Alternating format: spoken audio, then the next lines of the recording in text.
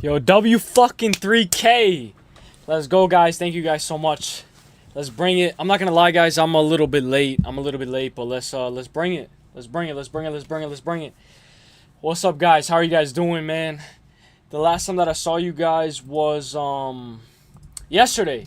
I'm not gonna lie, guys. I might take tomorrow off just because I might upload a video. I got a nice video that I uploaded. I went fishing and I was reeling in some fish. But Braden, thank you so much for the 3K. Congratulations. Braden, I gotta give you a big shout out, bro. Juan Diaz. You know how I am. I remember every single pick, and I know this is gonna be like, man, you remember every single pick, bro.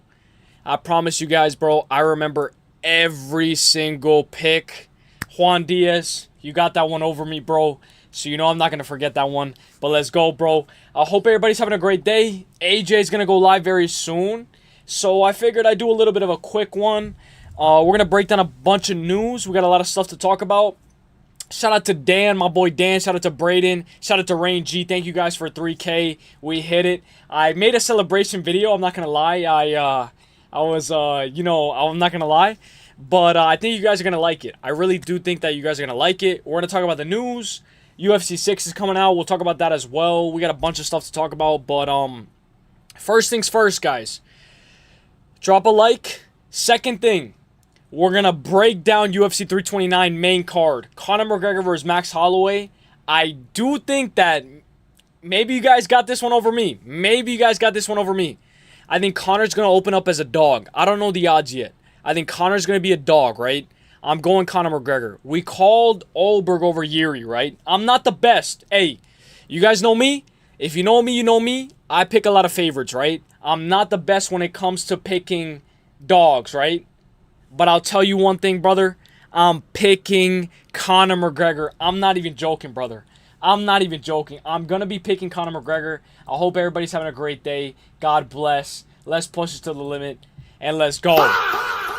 Let's go. I'm going. Conor's a 3-1 dog. Hey, thank you for telling me that, by the way. But I'm going to tell you guys, I don't care if he's a 5-1, 7-1, 6-1. I'm going Conor McGregor, and I think Conor's going to win this fight. I'm going to go Conor. He's a plus 350. Hey, give me Conor by KO. I don't give a fuck. I don't give a fuck, bro. I'm going to go Conor McGregor. I think he has a chance, and I cannot wait to break down that fight, bro. We're going to bring it. And first things first, though, guys. Thank you guys so much for 3K. Stay happy, stay safe, and stay blessed. Let's bring it. Shout out to my boy, Dan, Rain G, Braden, Ron Locke. Let's go. Let's get this show on the road.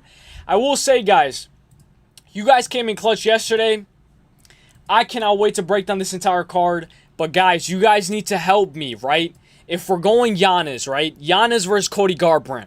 Forget the main event. Conor versus Max Holloway. We know that's going to happen already. What round do you think Yanez KOs Cody Garbrandt? First, second, or third? Let's be honest, because we saw what Yanez did to Ricky Simone, and he should have won that fight if we're being fair, right?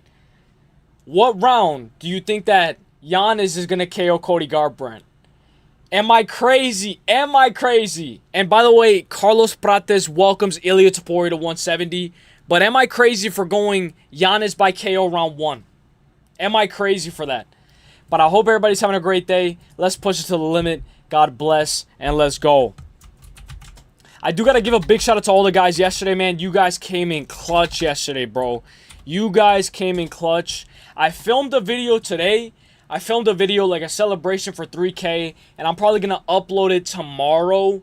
So I might take tomorrow off, but I'm still trying, guys. I'm going to probably go live Thursday and maybe Friday or Saturday. So I'm still trying to go live consistently. So let's go. By KO. Let's go. That's going to be beautiful at 50 bucks. Hey, but guys, I'm not going Conor because he's a dog. Like, I know a lot of you guys look at the odds. Even myself, I look at the odds and they fluctuate what I think, right? But when I'm going Conor, I'm not going Conor because he's a dog. Even if he was a favorite, I would still pick Conor. The reason why I'm picking Conor, right? I know we're going to go into this. We'll break it down eventually. We'll do a preview. But I'll give you guys a quick glimpse. The reason why I'm going Conor, right? is because he's 22-6 overall, right? If he loses, 22-7. Max Holloway, I believe he already has like 8 losses. If he loses at 9 losses, I think, right? I gotta pause this. But I truly think, right? Conor's not gonna just take this fight just to take it, right? He could have waited. International Fight Week, I know he wants to fight, but he could have waited for that Michael Chandler fight. After Ruffy beats Michael Chandler, he could have waited for that. But I believe in my heart, maybe I'm biased. Let's fucking go. Let's go. Braden K with the gift. Thank you so much, my brother. Let's go. Let's fucking, gosh damn. 500 jewels, brother. Thank you so much, my brother. And you know I got to give you a big shout out for that Juan Diaz pick. You know I hate you. But you picked Juan Diaz. As much as I hate to admit it, brother, you got that one over me, so let's fucking go. But, guys, I think Conor accepted this fight because at the end of the day, he has to sign the contract, right? Guys, I think Conor signed this contract because he knows that he can exploit Max's weaknesses, right? When we look at Ilia, right? Ilia is the only guy to knock out Conor. By the way, thank you so much for those jewels, my brother. Shout out to you. I got you with this thing as well. Don't worry. I got you with this. Can we get some big W's for Braden? Big W's. But guys, when we look at Conor, right? Conor knows what he's doing, right? Right after he fought Khabib, all right, slip, whatever, right? He still had great takedown defense against Khabib, right? But when we look at Ilia versus Max, right? Ilia was the first person to put Max out, right? And when we look at styles, right? Popping the shots. Remember, Conor is making Max go up to 170. This is Max's debut at 170. When I look at this fight, I feel like Max is going to have a lot of pressure. And I think, maybe I'm wrong, I think the more pressure's on Max Holloway all day, every single day. Max, who do you think the pressure's on more? Explain to me. Who do you guys think the pressure's on more? Max Holloway or Conor McGregor? And I know it's a fight. At the end of the day, they fight in the cage. But answer this question. Who's the pressure on more? Max Holloway or Conor? If Conor loses, all right. A lot of the people expected Conor to lose. Max Holloway loses. He's on a 2-fight losing skid, losing to Charles Oliveira and losing to Charles Oliveira and Conor McGregor. Bro, when I break this fight down, right? The pop on the shots, I know I'm going to go in depth, right? But let's talk about that Dustin Poirier versus Conor McGregor 2 fight. Let's talk about that fight, right? Let's not pretend that Conor did not tag Dustin hard. And he had Dustin, remember the face that Dustin made? Remember, I believe it was in Abu Dhabi. I don't know where it was. Correct me if I'm wrong. But let's not pretend that Conor did not stun and rock Dustin Poirier with that 1-2, right? Maybe he goes a little offside. Maybe he's susceptible to that leg kick. Maybe he's susceptible to volume, right? But when I break down this fight, if Conor connects with that 1-2, Max is going to go down. I don't give a fuck what anybody says. Max is going to go down. And when I look at this fight, guys, remember, who dropped Max Holloway? Justin Gaethje dropped Max Holloway. And who else dropped Max Holloway? Dustin Poirier in that trilogy fight. Did he or did he not? Did he or did he not, right? So if I know these guys maybe have a case to hit harder than Conor, right? But Conor is more accurate than Justin Gaethje and Dustin Poirier by miles. Maybe this age is like milk, whatever. But if Conor connects, this guy Max is going to go down. Maybe Conor can't finish him. But I'll tell you one thing, brother. Maybe Conor gasses. Maybe Conor even gets taken down. Maybe Conor is, that leg kick, like Yuri Prochazka Olberg. That leg kick is doing too much damage. That leg kick is too much. But I'll tell you one thing, guys. If Conor is locked in and Conor signs this fight, it's not because he thinks he's going to lose this fight and it's for a quick paycheck. Conor's not signing this fight for a quick paycheck. Conor's signing this fight because if he beats Max Holloway, remember, put some respect on Conor McGregor's name. Because he's not taking Michael Chandler fight. He's not taking an easy fight. He's taking one of the hardest fights. I know it's at 170, but one of the hardest fights to come back to after being inactive and breaking his leg, guys. When I look at this fight, I think Conor wants a title shot right after he beats Max Holloway. And I think you guys are on the same page as me, right? Whether Max Holloway wins, Conor wins, they're back in the mix. They're right back in the mix. But when I look at this fight, Conor's not playing games. He's not going to just sign a contract just to sign a contract. I think that he's going to lock in. Maybe I'm on the hype. Maybe I'm falling for the hype. But I think he's here to lock in, and I think he's not here to play games. He's not going to... Maybe he wants to fight out of his contract.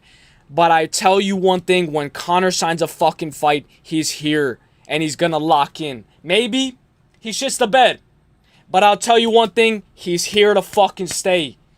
Maybe whatever. Let me know what you guys think. Let's cook. Don Smoke, what up, my brother? I hope you're having a great day. God bless. Let's go. You know I'm going to read your comment first, so let's go. Let me see what you said. So he says, the fact that it's at 170 really does favor Conor, but at the same time, 5 years away. I didn't even...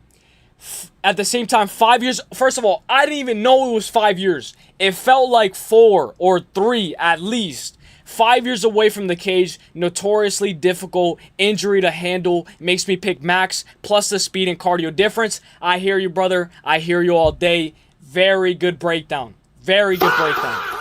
Very good... Bro, guys, I know I'm going to sound like I'm a fiend. I'm going to sound like I'm crazy, but I'm foaming at the mouth. Just waiting. And I know everybody's going to be like, man, Conor's not going to show up. Man, Conor's not going to be here. Man, why are you getting your hopes up? Conor's going to pull out right before the fight happens. Right before this happens, Conor's going to pull out. I'll tell you one thing. Conor has only pulled out once in his entire career, and I think that he's here. I think he's here. Mila, what's up, Mila? Shout out to you, Mila. Let's go. I hope you're having a great day. Let's go. I just went to the beach, so I'm red, guys. I'm hyped, man. I'm hyped. Thank you for the jewels, Icky Zay. My brother from another mother. I hope you're having a great day, my brother. Thank you for the jewels, Braden. I hope you're having a great day. Send 200 jewels. Gosh damn, brother. You know, I appreciate that, brother, from the bottom of my heart. From the bottom of my heart, thank you so much, my bro. Thank you so much. I really appreciate that. Oh, shit, the homie is live. What's good? What up, Don Smoke MMA? Yo, guys, if you guys haven't seen it, hey, I know you're going to hate me for this, Don Smoke, but I know you had an interview with Julius Walker. Go check that out, but I really liked your tier list. The best trash talker tier list, right? But let me ask you something. Why isn't Strickland in S tier? I know I fucked up. When we did the tier list, I fucked up. But why isn't Strickland in S tier? Tell me not. Strickland is one of the best trash talkers in all of MMA history right now. Right now. Am I wrong? Am I wrong? I don't know. And another thing too, guys, he dropped an interview with Julius Walker. Go check it out. But why wasn't Strickland put in S tier? Am I crazy? Am I crazy? But guys, he made Hamza fight differently. Hamza fought like a whole different person when he fought Strickland. We have to put... And by the way, I would love to do a trash talk tier list. I know you already did that. But bro, we got to do another tier list together. We have to. Come on. Hey, the first time it was my debut. But I'll tell you, the second time, I'll show out. The second time, I'll show out. We put Jose Ochoa. We got a good tier list with Jose Ochoa, right? But the second time, I'll show out. We do another tier list, bro. I'll show out the second time. I'm not even joking. But Strickland has to be put in S tier, my brother. Please. Rain G. What's up, my brother? Let's go. Yanez get deducted 3 points and Garvin's gonna fucking throw up. He's gonna be all over the place. Let's fucking go, man. God bless Max. God bless. Max, round 4, body shots. Hey, we'll see. Conor, you know how he is off the cage when he's gassed? He breathes heavy. We'll see. We'll see, my brother. We'll see. That Juicy J, let's go. Conor, be on that sauce. I think Conor's going to show out, and I think at 170 he has a chance. What up, Yuri? I hope you're having a great day. Icky, all my boys. Let's go, let's go, let's go. Kevin Lee. What's up, my brother? W Stream, W Vibes. Hope you good. Hey, I'm better than ever. I'll tell you guys one thing. I'm better than ever. I'm feeling better than ever. I'm feeling good. Maybe I got a little bit of a sunburn. Maybe tomorrow I'm going to start peeling. But I'll tell you one thing. I'm feeling better than ever, guys. I'm feeling better than ever. They're going to do 5 rounds. No way they do a 3-round main event International Fight Week. Yeah, Braden, I agree. What if after McGregor beats Holloway, he calls out Michael Chandler? Michael Chandler, get your iron ass back. Get your iron ass back in the octagon. Hey, Jacob Elordi, Yuri, I don't think he's going to... If he beats Max Holloway, that would be awesome if he calls out Michael Chandler. But I'll tell you one thing, bro. If he beats Max Holloway, title shot. What do you guys think? If he beats Max Holloway, title shot right away. Am I crazy? Islam, what's up? Champion at once. Ian Gary versus Islam. The winner of Ian Gary versus Islam. If Conor beats Max Holloway, maybe I'm going to shoulda, coulda, woulda. Title shot right there. I don't care what anybody says. Yo, I know I say, yo, Diego Lopez, Sean Strickland, they got a title shot off of one win, right? It's Conor McGregor, brother. If he beats Max Holloway, title shot right there. 170 or 155, it's open for the table. McGregor is going to be with an actual gym this fight? I think so, Braden. I think so. And we know that, I forgot the guy that's in his corner that's very famous. I forgot his name. Dude needs to leave Ireland and train stateside. Too many bad influences to impact him there. Yeah, but guys, remember, he's sober. He's found Christ. But we'll see. Conor is a cokehead. Jacob Elordi, what's up? Hey, what up, my brother? Don Smoke looks like Jacob Elordi. He does, right? But you guys are going to call me fucking zesty as shit if I say that. You guys are going to call me zesty as shit. But I'm not going to lie, brother. Don the Smoke actually does look like Jacob Elordi. Although the rumors circulated that McGregor's team pushed for the shorter 3-round bout, the official announcement by the UFC CEO Dana White confirmed that the standard 5-round, 5-minute fight for the non-title. I love it, Rangy. I love it, my brother. I love it. I love it. I love it. Show your hair? I can't. I'm not going to lie. I'll tell you guys right now, guys, the reason why I can't show my hair is because it's not the way that I want it to be. I know I'm probably going to lose all my hair, but I'm going to dye it again. You guys are going to call me crazy. Brother, what are you doing? You fucked up. This, that.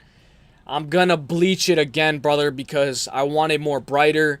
Before I show you guys, I want it to be at the full potential. So that's why I haven't shown it to you guys. Guys, that's why I have not shown it to you guys. So shout out to Braden. Send sparkles for 2 jewels. Hey, let's go. My boy, Rangy. Rangy, by the way, I want to give a big shout out because Rangy was the first person to give me, hey, you hit 3K. He commented it, and I got to give you a lot of credit for that, man. Thank you so much, man. We hit 3K.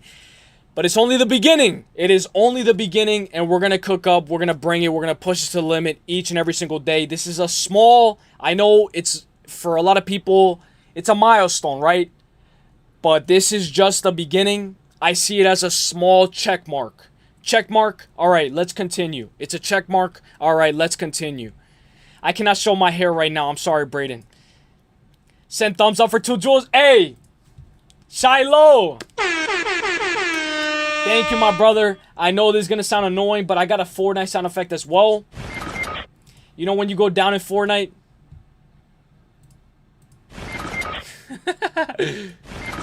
You don't know how many times, brother. I know this is going to sound crazy, but you don't know how many times, bro, I've heard that sound effect right here that I'm going to play right now. Bro, I know I'm spamming it, but I've heard that sound effect right there more than 1,000 times. I'll tell you this one more time. I've heard that Fortnite death sound effect more than 1,000 times. Every time I hear that sound effect, I know Icky Zay, maybe not. But you know when you hear that sound effect, your teammates are already counting on you to carry you. To carry them, excuse me. Oh shit, I just looked up the Jacob motherfucker. I take that as a compliment. I didn't say that shit though. I didn't say that shit. It was fucking these guys. Ilia would beat Conor McGregor. Alright, you got that one. You got that one, right? Ilia would beat Conor McGregor right now. But I'll tell you one thing. 145 Conor smokes 145 Ilia. 145 Conor smokes 145 Ilia.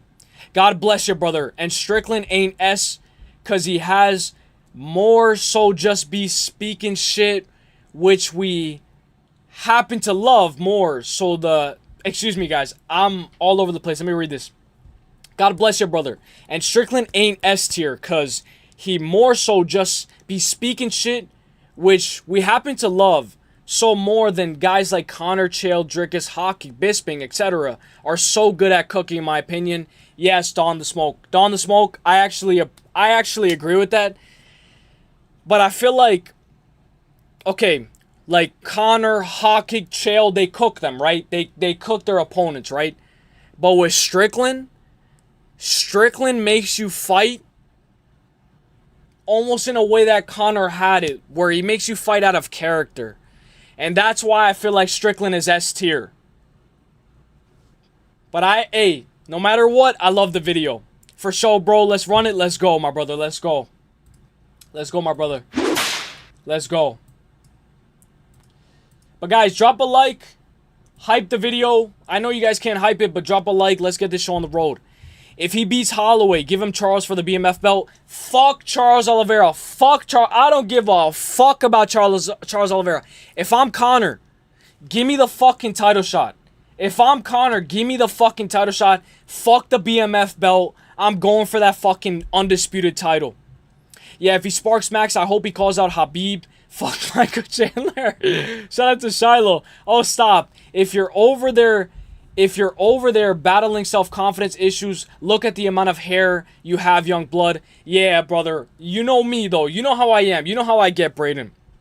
Motherfuckers over here struggling to go bald. If I had that much hair, my shit would be flowing in the wind. Hey. Facts, Braden. Rangy says, hey. Hey. But you guys know how I get. You guys know how I get. I have a hat on for a reason. Congrats on 3K. That's for a real big deal, my guy. Hey. Down the Smoke, I'll give you some credit, brother, because you pushed me to this. With that video that we did together, I'm not gonna lie, you pushed me to hit 3K, so let's go. I appreciate that, my brother, and keep on doing good at Prediction Tracker. As much as, you know, I'm a hater. I'm not gonna lie, guys, I'm a hater. Like, I'll be honest with you guys. Like, I act nice, right? But I'm a hater at the same time. Like, when Braden said Juan Diaz, I said, nah, man, Juan Diaz is not gonna fucking win. When Dawn Smoke MMA does good on Prediction Tracker, or KZ does good on Prediction Tracker, you know what I say? Man, they got fucking lucky. When Hollow, I'm being honest. When Hollow picked Strickland, man, he got fucking lucky. Like, I'm being for real. Like, I'm a fucking hater. At the same time, I'll show you love.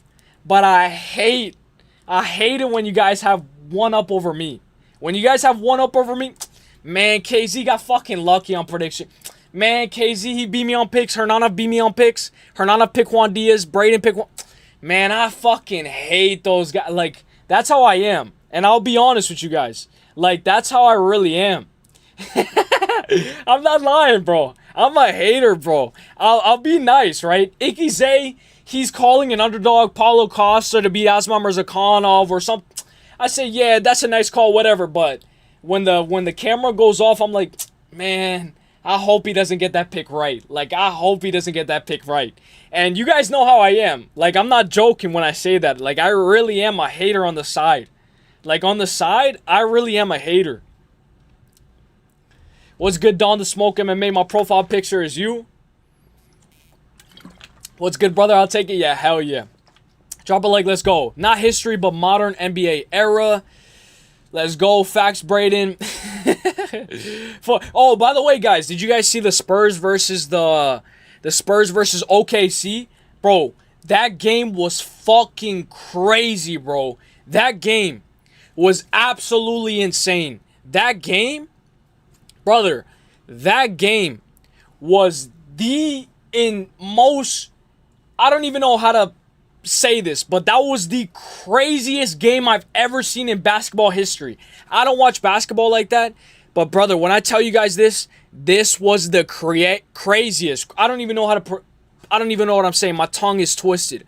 But that was the craziest basketball game I've ever seen in history, brother. We go to overtime twice. I'm just watching for fun.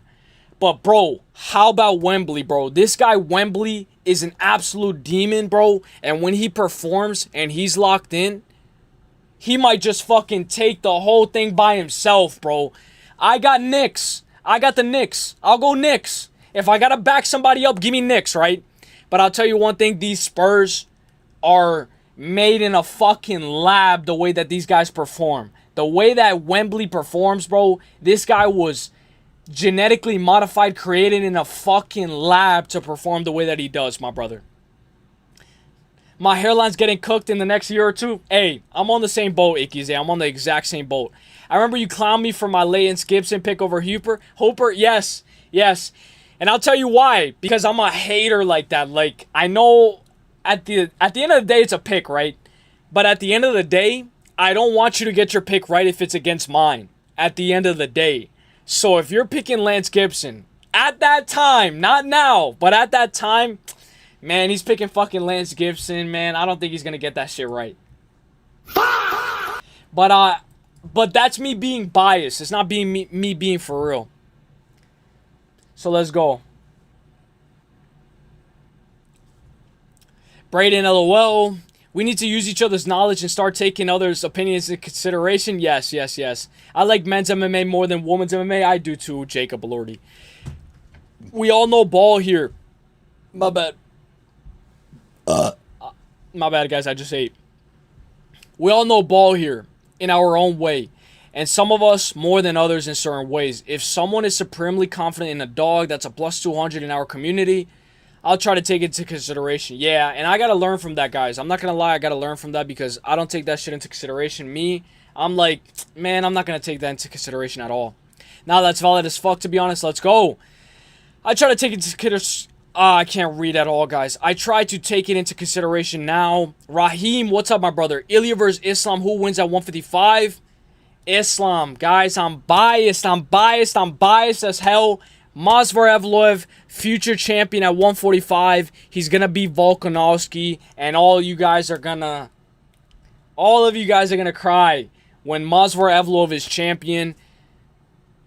Islam beats Ilia Topuria like nothing. Easy peasy. Let's not pretend like Bryce Mitchell didn't control him. Let's not pretend like Ryan Hall. I know he got knocked out. It was a little bit of a weird fight. Maybe I'll throw that Ryan Hall out the window, right? Bryce Mitchell was controlling him. Give me Islam. Give me Islam for the dub. Wemby is garbage. They glaze too much. Hell no. That's where you're wrong. Are you on the... Did you pick OKC? Did you pick OKC? Because that's how I act. When Rafael Estevam lost to Ethan Ewing, I say, man, Ethan Ewing is trash. By the way, we got a new fight, We got a new fight announced. You just reminded me, Barry. By the way, Barry, I hope you're having a great day. But you actually just reminded me. Let me put this away. Ethan Ewing versus Farid Basharat. I'm going Farid Basharat. I don't care what nobody says. I told all the smoke. I told KZ. I told you guys. I'm going Farid Basharat. I don't care what nobody says. He's gonna get it. He's gonna avenge Rafael Estevam. He's gonna do what Rafael Estevam couldn't. I'm going Farid Basharat. I don't care what nobody says. I know you're saying Wemby's garbage. I don't even like to talk basketball. I'm not a big fan of basketball. I'm not that crazy like that. But guys, I'm going to be honest, guys. The shots that this guy was hitting in overtime, the shots that this guy was hitting right before overtime, brother, we cannot call this guy garbage. We cannot call that guy garbage. Brady, you preaching? Tick, Wemby finished that game with 41 points and 23 rebounds. Bro, that guy is crazy, bro. Bro, that guy was made in a fucking lab. Hell yeah, Braden is preaching. I'm going to pin this. I'm going to pin this message right here. Like last week, my most confident call for the entire card was Diaz moneyline. Oh my. This is what I don't like to read. I don't like to read this, but let's read it. Like last week, my most confident call of the entire card was Diaz moneyline, literally. One of my favorite underdogs. It was the one fight I felt super confident in. Hey, I'll give you that, my brother. I'll give you that. Facts. This chat is sharp MMA in MMA. Yeah. And shout out to Baby Sharp. Baby Sharp was the guy that I used to watch, and he had a lot of knowledge. And I really hope that he comes back. We'll see if he comes back or not. Evloev pick, chill and all, but dog. Ewing beating your guy Basharat. Fuck no. Fuck no. Basharat is gonna fucking maul Ethan Ewing. Come back. Hey. Come back. If I'm wrong, come back. Basharat is gonna beat the shit out of... I don't give a fuck if it's a split decision. I don't care. Basharat is gonna beat Ethan Ewing's ass. I don't care what nobody says. But hell yeah, though. I think Ilia would have gassed Islam out with his pressure boxing. Ilia's elite takedown defense would hold. Islam would have gone slept inside the pocket. Hell no, brother. If you're getting taken down by a 135er Bryce Mitchell, imagine what Islam would do to you. And I'm not even being biased. I am biased towards the grapplers. But I'll say that again. If you're getting taken down and controlled by Bryce Mitchell, and you're struggling against Uselyis in the 3rd round, imagine what Islam Makhachev would do to Ilia. Imagine. Just imagine. But let's go over the news, guys, and then we'll break down the entire card. Like, if we all read one fight, let's say, even if it's a random-ass one, like Elise Ardeline, let's say, but you are supremely confident and keep getting that hunch, drop it for the bonus, I agree with this, Braden. I agree. I'm not going to lie, I agree with this, Braden. Es normal. Ethan Ewing moneyline, Ewing sub or decision double chance. If anything, KO or decision. If anything, KO or decision, or am I crazy? By KO or decision. Completes the solo cycle, decision over Wallmaker, KO over Estevam, sub over Basharat. Okay, I see what you're saying. I'll be back. Ewing is gonna beat him. Hey, come back then. Come back. Come back then. It's not even too long away. It's like 2 months away. It's not even that long away. Don't do this to your Tapology rank. My Tapology rank is already fucked. My Tapology rank is already fucked, man. I'm already number 248. I don't care. I'm picking Connor. I'm picking Farid Basharat. I don't care how far I drop. Khabib versus Hamzat at 170. All right, then I go Hamzat. But guys, I'm going to break down the news. We'll continue to cook. By the way, thank you guys for all being here, sticking true and staying through. Let's break it down. Carlos Prates wants to welcome Ilia Topuria to the welterweight division. I'm thinking about getting the belt. And then maybe asking Topuria if he wants to come to 170. Let's do this. Let's dance. Thinking, no. That's good. That's good. Were they all there at the fight? Was Dana there? I don't remember. Was he? I'm thinking about to get the belt, and then maybe ask Topuria if he want to come to 170. Let's do this. Let's dance. You like that one? I heard you say that's one of your dream fights. Yeah, it's a super fight. Money fight. Topuria going up. How tall are you? What's 190. 190. What is that? That's a 6'1", right? And what's Ilia? Yeah. Ilia Topuria. How tall is Ilia? Do you know? Have you looked this up? No. He's 5'7". That's 6 inches. You're 6 inches taller than him. It's too much? No, it's not. I mean, it's a big difference, but you're much. Yeah, but there at the internet, yeah, it's wrong. Oh. The internet, I'm 185, but for real, I 190. So you're even more taller than him. Yeah. That's an interesting size difference. Fuck 155. Ilia versus Islam at 170. I don't care. I don't care. Ilia, you want the fight? Fight Islam at 170 or else he's going to retire. Guys, I'm not joking. After Islam beats Ian Gary, he only has one more fight. He only has maximum 3 more fights. And I know what you guys are going to say. Oh, you're a glazer. You're glazing this and that, whatever. You always glaze. You always glaze Islam, this and that. Guys, Islam has a maximum of 3 fights before he retires. Hate me or love me, I don't care, guys. I'm being honest. Islam is very close to retiring. Very, very close. Guys, he knows welterweight is a shark tank. I'll tell you guys this. I don't think Islam's going to fight Carlos Prates. Maybe he fights Michael Morales. But I don't see Islam fighting Carlos Prates. I see Islam retiring right before it's that tough matchup, if you understand what I'm saying. Right before that tough matchup. Maybe he fights Ilia at 170, whatever, right? But right before that, all right, it's getting a little bit too close. He's going to retire. If not, 2 fights maximum. I think Islam retires after 3 fights. I'm not even joking, guys. I'm not even joking.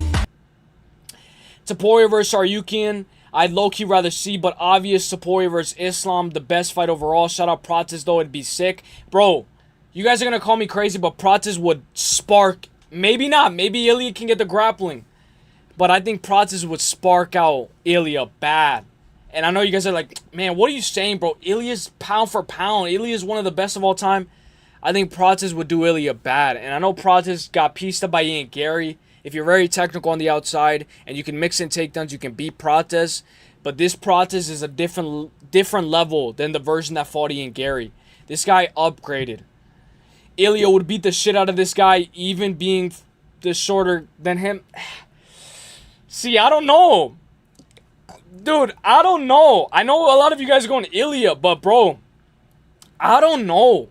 I think that's pushing it too much. I think he's small for a lightweight, and I think he's just about right for 145. But I don't know if he can hang with these guys at 170. You know, maybe even if he beats Prates, like, I don't know if he can hang at 170. But maybe I'm just a hater. Maybe this and that. Sorry, guys. Islam about to go ride horses into the sunset. Yo, speaking of Morales, I seen a pic. He's fucking 220 pounds. Yeah, bro, did you see him squishing the I don't know what you call it. Did you see him squishing the thing to test your grip strength? He had more power than Islam Makhachev. Ilia versus Carlos. Carlos slimes him out. I think so, but maybe I'm crazy. That's pretty valid, to be honest. Carlos is pound for pound one of the hardest hitters right now, plus huge size difference. Yeah, but we'll see. At the end of the day, styles make fights, and at the end of the day, let's not pretend like Ilia is not a submission specialist. Like, if we're being honest, Prates has lost. Correct me if I'm wrong. Prates has been submitted before. We can double check right now. Let's double check. Let's double check right now. Let me double check.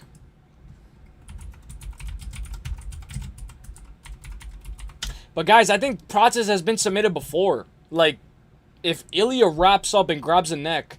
Yeah, he's been submitted 3 times in the first round. Look at this.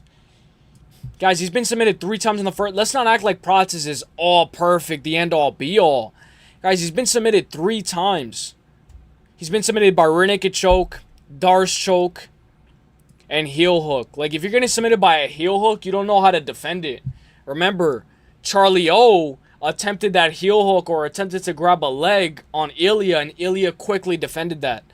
So let's not pretend like Ilia doesn't have a chance. But as you guys know, Farid Basharat will be fighting Ethan Ewing at UFC Vegas 119 on June 20th.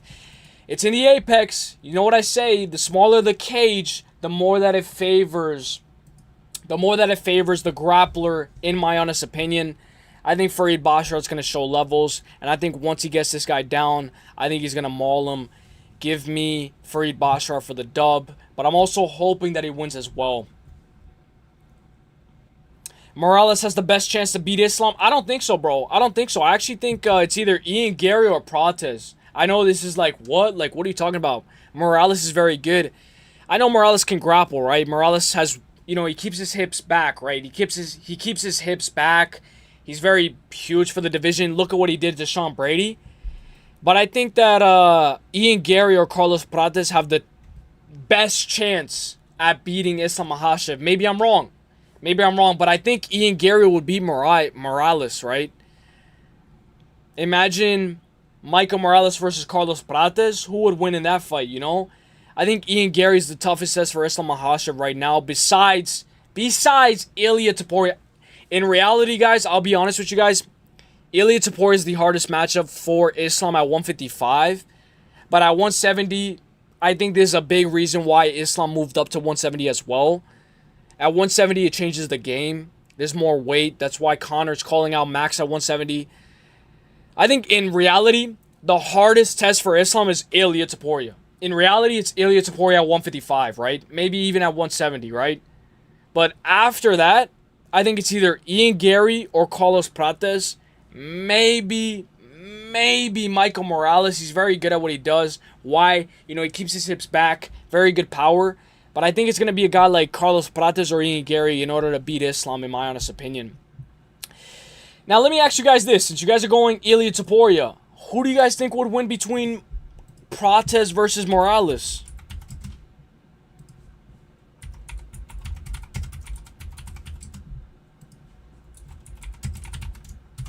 We're going to break down UFC 329, by the way. We're going to break down the entire main card. Michael Morales and Sean Brady can cry, they can scream, but I'll be next. I'm going to fight the winner of Makhachev versus Gary. Carlos Prates wants to see Morales fight a former champ next. Guys, what is... So I don't agree. Michael Morales deserves the title shot. I don't know who deserves it more, to be honest. But in reality, I don't think Michael Morales should fight somebody else. I think he should wait on the sidelines and wait for his opportunity. But you never know how that could play out. Ian, the last 3 fights, he won 2 fights. 1 against me, of course. And 2 fights he won by decision, you know.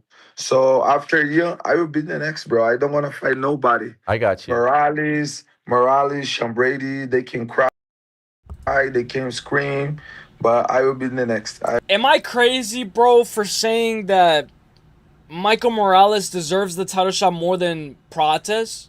Am I crazy for that or no? Like, if anything, Michael Morales deserves the title shot more than Prates. Am I crazy for that or no? I'm going to fight the winner. Did you convince them or try to convince them when you saw them in Perth after the fight? Hey, give it to me next. Let me fight Islam in August instead, since you haven't announced it yet. Did you try that or? No, I didn't try. I didn't try. I don't know, man. I don't know. Am I crazy for thinking about picking Gary? You're not crazy at all. You are not crazy at all. Guys, Gary is a fucking beast. Gary is a beast. I'm not gonna lie, guys. So the reason why I pick Islam in every single fight, no matter what, I know why would you only pick Islam in every single fight, no matter what the matchup is? I'll tell you guys why. The reason why I pick Islam in every single matchup, no matter what, is because of that first Volkanovski fight, right? I was a big Volkanovski fan. He had less than 24 hours to rehydrate. Less than 24 hours to rehydrate, right? And I know whatever, right? Oh, so don't be a weight bully if you have that much little time to rehydrate and you can't rehydrate. Islam used, if you know, you know. Islam used an IV in the first Volkanovski fight in Australia, right? Because the fights were happening in the morning, nighttime for us in America, right? Islam, I'll say this until the day that I die. He used an IV the first Volkanovski fight. Now, the reason why I pick Islam no matter what matchup it is was because of how, I know I'm reaching, whatever, because of how dehydrated this guy was with the IV.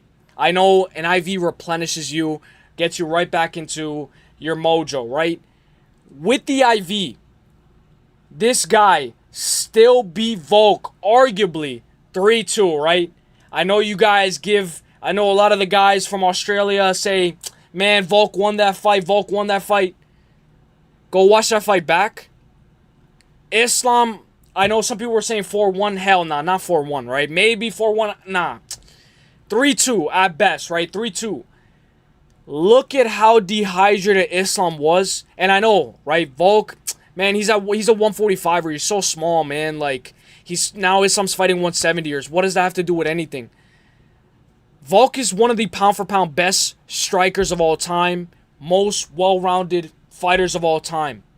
The fact that he was still able to beat Volk 3-2 while being dehydrated. He cheated, he used an IV. The IV still, you still have less than a 24-hour window to rehydrate. Yeah, he got dropped in round 5. Yeah, Volk brought it to him. But I'll tell you guys this. The hardest fight that Islam has ever had in the UFC was not Volkanovski. 1 or 2. I know 2 he stepped in on short notice. The hardest fight for Islam Makhachev out of everybody was Dustin Poirier. And I know, man, what are you talking about? Go look at the judges' scorecards. Go watch that fight back. It was 2-2 heading into the 5th round. Islam needed to win that 5th round or else Dustin was going to take everything from him. And I'm not joking, guys. Dustin Poirier, you tell me. This is why we're here to chat. Dustin Poirier gave Islam Makhachev his toughest fight out of his entire career. What? What are you talking about? I know you guys are going to laugh, whatever, right? Dustin Poirier gave Islam Makhachev his toughest fight in his entire career. Not Volkanovski, not the first time. He had less than a 24-hour rehydration window, right?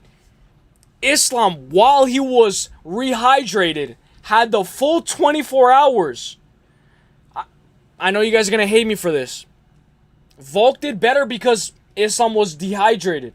Maybe I'm coping, whatever, right? I'll say that again.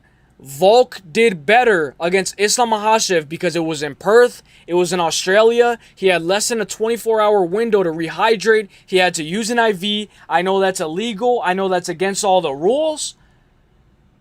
But Islam was fully hydrated against Dustin Poirier, and Dustin Poirier still got right back up, took 2 rounds against Islam, and it was 2-2 heading into the 5th. Yeah, I know Dustin Poirier went out. He went out cold, right? He went out cold.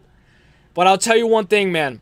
Dustin Poirier versus Islam Makhachev was way more competitive. Volk was hitting him in the back. The crowd was cheering, all that. The crowd plays into a factor. But Dustin Poirier versus Islam Makhachev was 10 times more competitive than what Volkanovski did in that first fight. Call me crazy. Call me crazy. Ikize, I hear you. Islam lost that first fight. I hear you, bro. But tell me what rounds. Tell me what rounds Volk won. Tell me. I'll hear it, brother. I'll hear it. Prates KOs Ilia. Prates knees KOs Ilia. What up, certified MMA fan? I hope you're having a great day. God bless my brother. Raheem says Moraes has the best chance to beat Islam. You could be right there. You could be right. The Apex cage benefits Ewing in that matchup. You think so? I think it benefits the grappler. I think because Farid Basharat's not no Rafael Estevam. He's not going to shoot half-ass takedowns, and then if he doesn't get it, he's going to get picked apart on the feet. Farid Basharat's not playing no game. Farid Basharat's not Javid Basharat who got knocked the fuck out by Ricky Simone. Farid Basharat's not playing no games. Like, when he takes this guy down, he's going to fucking control him. He's going to take the back and look for a finish. He's not no Rafael Estevam where he's going to shoot some half-ass takedowns, not get the takedown, and then get picked apart against the cage. Farid Basharat, it's not like his brother Javid Basharat. Like, Farid is a different animal, brother. Farid is a different animal. The Apex K. I hear you, though, Braden. He likes to press forward, and Basharat won't be able to just dance around and point fight. Ewing will be able to get to him and grapple. I think Farid is the better grappler than Ewing all day. I think Farid Basharat's a better grappler than Ewing all day. Like, all day. All day, every day. Maybe I'm wrong, though. Ilia would beat Islam at 155 and lose at 170. I kind of like that. I like that. I'm not going to lie. I agree with that a lot. Prates versus Morales is the fight to make. Yes. Hell yeah. For number 1 after Gary. But I'm not going to lie. How many times do the... Bro, Prates just beat the number 1 contender. If you're Prates, why would you accept another fight when you're on the verge of a title shot? You can just sit on the sidelines.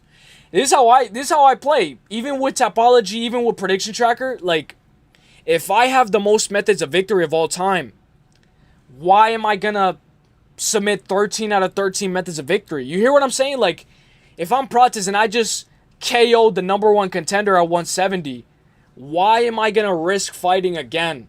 It is the fight to make, meritocracy-wise, but why would Prates risk all that? I know some guys are no matter anywhere, any place, any time.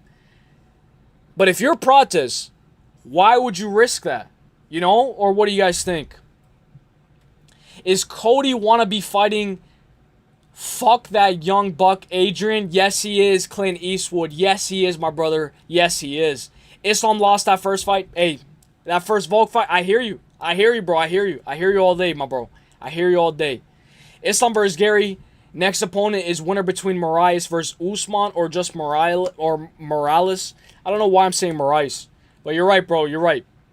I hear you, Runlock. But I think Prates and Morales might sit on the sidelines. You know, they just beat 2 guys that are very good in the welterweight division. 100, besides the guy that KO'd him. Pantoja or whatever. What was the guy that KO'd Islam Makhachev?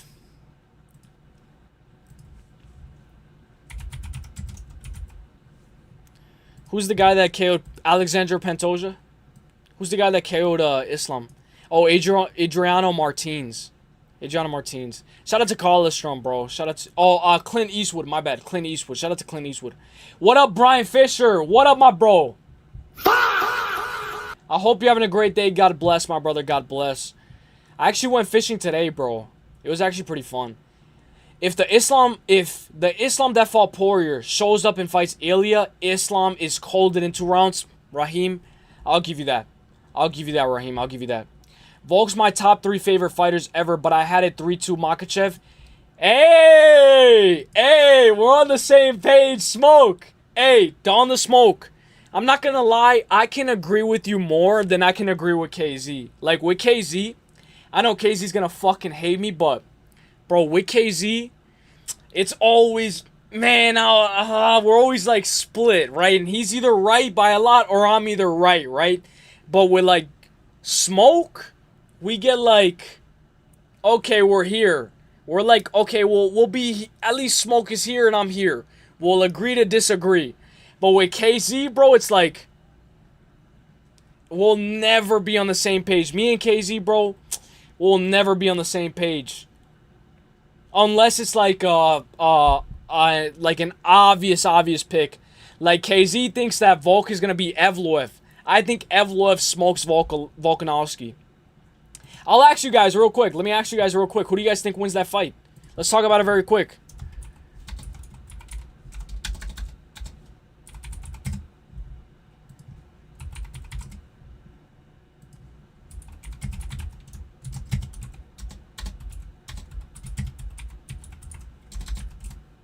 By the way, I want KZ to go live, man.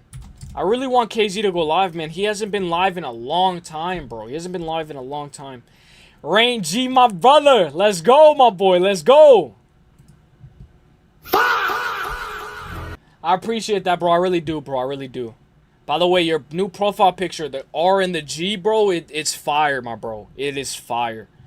Morales is coming? Yes, bro. And I think that he's going to be a champion. I really do. He's very young. He has a lot of time to work. And he's getting better each and every time. And the guy is a way better grappler. Guys, I'll be honest. I picked Sean Brady to beat Morales. I'll say it. I'm not afraid to say it. I picked Sean Brady to beat Morales. Yeah, I know Sean Brady got put out in the first round. Bro, I did not think that Morales was that good of a wrestler. You know, Morales got taken down by Austin Hubbard. You know, this and that. But... bro, Morales is the real deal, and he's a very good wrestler. Very good wrestler. It was a close fight. Volk versus Islam Part 1. Hey, Ron Locke. I agree. I do say it was a close fight. Islam versus Gary. Next opponent is the winner between Morales versus Usman or just Morales. I agree, my brother. I agree. It ain't good for Morales putting all that weight on no discipline. You think so, Clint Eastwood? You think so, bro? Because the way that I see it, bro, right? Like, the way that I see it, bro, is that if this guy can make 170, right? Being like 220 or 200, above 200 pounds, right? If he can make, I know I'm yelling, whatever. If this guy can make 170, bro, he's going to smoke these guys. I know the weight cut, drastic. But I'll tell you one thing. Morales is more disciplined than Paddy Pimblett, right? Morales is more disciplined than Paddy Pimblett. Morales is more disciplined than who else? Than Hamza Chimaev. I know Morales puts a ton of weight. Maybe I'm crazy, but Morales is more disciplined than Hamza Chimaev. Morales is more disciplined than Paddy Pimblett. Like, when he's putting on this weight, it's not just like ice cream, sandwiches, burgers, all that. Like, he turns it into muscle. Yeah, it's a bigger cut. But if this guy can make 170, championship weight, and he can rehydrate in 24 hours, like, let's not pretend like Alex Pereira didn't fight at 185, right? He's a heavyweight now. Look at what Alex Pereira was able to do. The only guy, one of the only guys to knock out Strickland and put him out. Like Strickland didn't know where he was at. Like, the power translates when you have that much power, when you have that much weight. I see Morales as like a 185 Poetan. You know, it's a tough cut, right? But I truly see Morales as like a guy that, if he can, the toughest battle. There's 2 battles, right? 2 battles: the weight cut, and then the fight itself, right? But if Morales can make that weight, The first battle's already done. If he can hydrate and make that weight, the first, probably the toughest battle's already done. Now all he has to do is just put that guy's lights out cold and just connect, you know? But I hear you, though. I really do hear you. Islam sniffs nuts. I'll pin that, bro. But you know I hate that, bro. You know I hate that. You know I really hate that. Morales is coming. Volk did not win 3 rounds against Islam. Brian Fisher, I agree, bro. I agree. But you never know. Everybody judges a fight very differently, you know? There's nothing wrong with giving Volk the fight, you know? It was a very close fight. Nah, Islam is really good, Clint. What do you think about the odds for Basra versus Ewing? I'd guess Ewing minus 190. What the fuck? Bro, what? What? What did you just say, bro? Hold up. Bro, I gotta pin you, bro. Ethan Ewing minus 190. What? What the fuck, bro? What? Bro. Are you fucking crazy? I'm about to fucking crash the fuck out. Ethan Ewing minus 190 against an undefeated fighter who's higher ranked than him, who the UFC wants Ethan Ewing to win. Ethan Ewing minus 190. What? What? I'm biased as fuck, but I'll keep it real. Minus 150, minus 170. Okay, maybe. I'll tell you this. I'll tell you this. Let me tell you this right now. Nah, let me cook.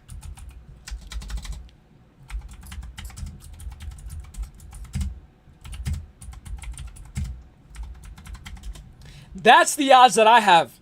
That's the odds that I have. Are you fucking crazy? Hey, if Ethan Ewing is a minus 190, I'll give you credit. I'll give you credit. But you gotta be fucking hey, maybe it's better. Maybe it's better for us Farid Basra guys, right? Because he has power, he can sit on his punches, but, man, I think it's gonna be even. I think it's gonna be a minus 113 each side. That's what I think. Besides the guy that KO'd Islam. If Islam that fought Poirier shows up and fights Ilia, Islam gets cold in 2 rounds, I agree. And I gotta bring up that cut that he got in the forehead. Like, Dustin Poirier, I think he cut him with an elbow. I don't know what it was, but Islam had a huge cut in the middle of his forehead. He still has the scar till this day.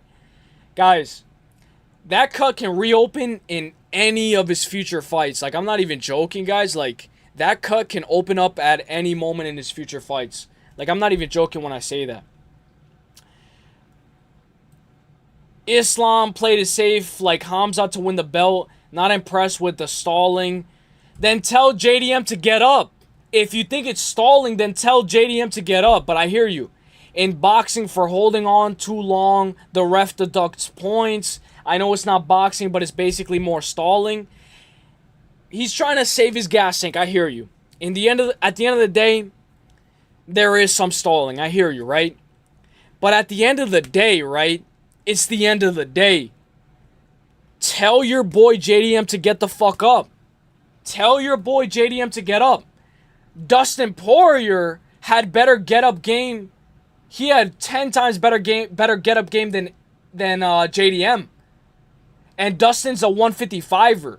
And Islam weighs way more than Dustin Poirier, especially on fight night. Then tell your boy JDM to get up. Tell your boy to learn how to get up. Because if you're going to say it's stalling, yeah, it's stalling, right? But in the UFC rules, if he's working, he's working. They're not going to get up. They're not going to stand him up unless he's not doing anything. He's just holding like Tyra against Joshua Van. He's working, right? I'll give you one thing, though.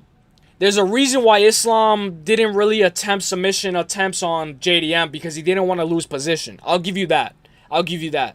Like, Islam wasn't really attempting submissions, and he was working to just work and stay on the ground and finish the round. I'll give you that. I'll give you that. Like, there was stalling. But at the end of the day, you got to tell your boy to learn how to get up. Because this is going to continue to happen. As much as I hate it, or I love it secretly, right? This is going to continue to happen. I'm not joking. Ian is going to give Islam problems. I hear you, Brian Fisher. Why isn't Islam fighting? What's he waiting for? I think he's going to fight at 330, at UFC 330, but we'll see. I am joking. Uselyis Prates is next. I hear you, Ron Lock. I hear you. Thank you, Rain G, for the love, my brother. I really appreciate that. Yanez will KO Cody with the boxing. I think so, Clint Eastwood. Every Russian champion does this, wins the belt, and chills for 2 to 3 years in Dagestan. Hey, bro. I hear you, bro. I hear you. I can't argue with that, bro. I can't argue with that. Let's continue, guys. Let's continue. Young Buck. I appreciate that, Clint Eastwood. Van just won and has already defended. Yeah, he did. That's true. Shout out Adriano Martins for KOing Islam. Damn you, I'm fishing Uselyis. I want to hear any luck. Don't worry. It's a learning experience. Never ends. I didn't catch any fish. I'll tell you what. They were scamming me, bro.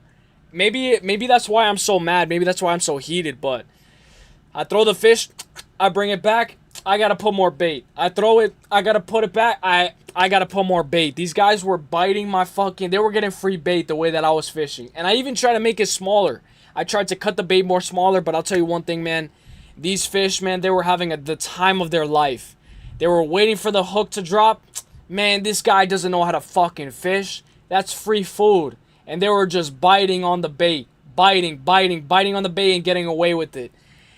I'm gonna learn. It's my second summer. I'm gonna learn. I try to cut it like tight, but I can't feel like I feel it, right? By the way, I have this thing, right? If you're blind, imagine if you're blind, right? If you're blind, you can still fish, right? Like if you're blind, you can still fish. Somebody just has to put the bait, or you can try to put the bait on yourself, right? But if you're blind, you can still fish because all you got to do is throw it in the water. And you gotta feel, like, you know how you feel vibrations, right? You just gotta feel. You know, you feel it, right? And then you go, you know? So that's why I love fishing. That's why I love fishing, because anybody can do it. You know, anybody can do it. But Clint, bro, you got me into fishing, bro. Let's keep it going. Nah, Don Smoke just glazing Islam. No, bro, he's keeping it for real, bro. Bro, he's for real, bro. He's not joking, bro. He's for real, bro. He's not fucking joking, bro. He's for real. Yo, Brian C. Unk alert. Damn, bro. Brian C. Where is it? Let's fucking go. Let's fucking go. How much, let's see it. Let's see it. 440 jewels, my bro. Thank you so much, my bro. Thank you so much. You know it means a lot. Thank you so much, my boy. Can we get some W's? W Unk. I'm an Unk, guys. I know I'm an Unk. I know. Bro, I like this new update. I'm not gonna lie. I like this new YouTube update because you guys are sending a lot of jewels. And not just because of the jewels, but look at how it looks when they send it. Look at how it looks. It shows like an emoji. You know, imagine every time you send a super chat, it showed like a big emoji that took over the chat. You know, like, these jewels, man, YouTube was cooking. What up, Pepino? What's up, my boy? I hope you're having a great day, bro. What up, my boy? What up? Let me keep it going. I'm gonna cook up. Let me keep it going. Maurice has said if he ever loses that once. By the way, by the way, I just remembered, Don the Smoke, you just reminded me. Maurice lost already. Maurice lost already by submission, but it got overturned. Correct me if I'm wrong. Maurice lost already. Morales. Why am I saying Maurice? Bro.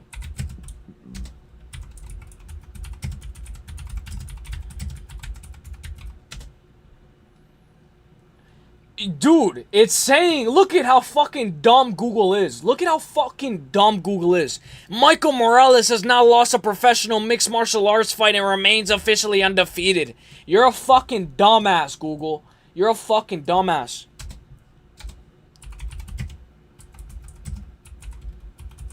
You're a fucking dumbass because these guys want this guy to be undefeated. Oh, Michael Morales has never lost in a fight. You're a fucking dumbass, Google.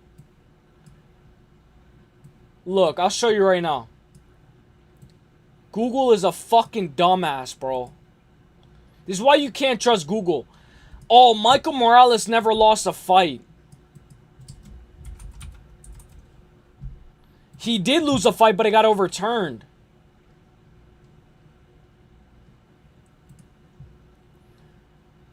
"18-year-old Morales was submitted 36 seconds by triangle choke at the hands of Ricardo Centeno." Look at this. Look at this. Bro, hey, you know how UFC is. You know how these guys are. They want to promote it. They want to say Michael Morales never lost a fight. So look at this. The loss itself on the show, an 18-year-old Michael Morales was submitted in 36 seconds by triangle choke at the hands of Ricardo Centeno. The controversy. Fans in major rival databases like Sherdog were outraged and confused. Just like fights on The Ultimate Fighter, these tapes delayed or reality show matches were traditionally considered exhibition matches and not official professional bouts. But guys, if you guys remember, guys, I'll look it up. If you guys remember, there was a point on Tapology. Maybe you guys don't remember. There was a point on Tapology where Michael Morales was, I think, 17-1, right? What's his record right now? Let me look it up.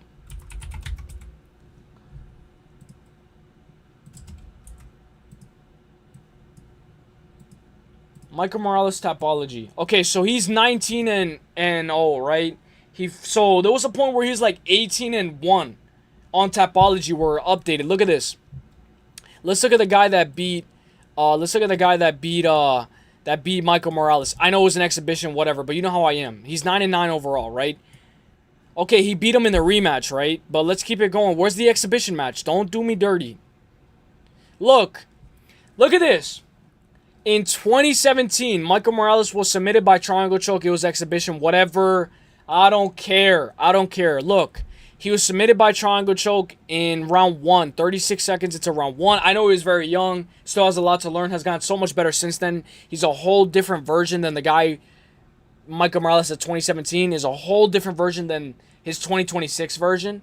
But guys, Michael Morales did get submitted by triangle choke. Like, he did get submitted. Like, let's not lie. Like, he did get submitted. And when we look, you know, all the way up to here, it shows that he got submitted by triangle choke in round 1. You know, if somebody did it, he can get submitted again. L odds, you don't agree with those odds, Icky Zay? Morales has said if he ever loses at 170, I think he'll go to 185. Hey, I like that. He's more disciplined than all these guys apparently, but is currently 50 pounds above his fight weight. Like Clint says, discipline is staying relatively near your weight class. Morales barely fights, but for a fighter mentality, it's better to stay within certain limit. He can be chinny with a big weight cut. That's true. I'll give you that. That's true. You and Braden are right. Ewing is nasty, bro. He's going to school Basharat. No, bro. Basharat all day. Ewing minus 136 over Basharat, in my opinion. I like that. Ewing smokes him. Let's keep it going. Coin flip odds. Ewing money line, though. I'm dead, bro. I'm joking, by the way. Dawkins finishes Bo at the White House. Hell no. Your boy is crazy work. Yo, what up, Pepino? What happened with all the memberships? Okay, Pepino, let me give you an update. So, I know you're not going to like this, Pepino. Guys, back me up, because Pepino's about to fucking crash out. Back me up. Pepino's been talking a lot of shit, so... Pepino, when he sees the memberships, what happens with the memberships? This is his reaction.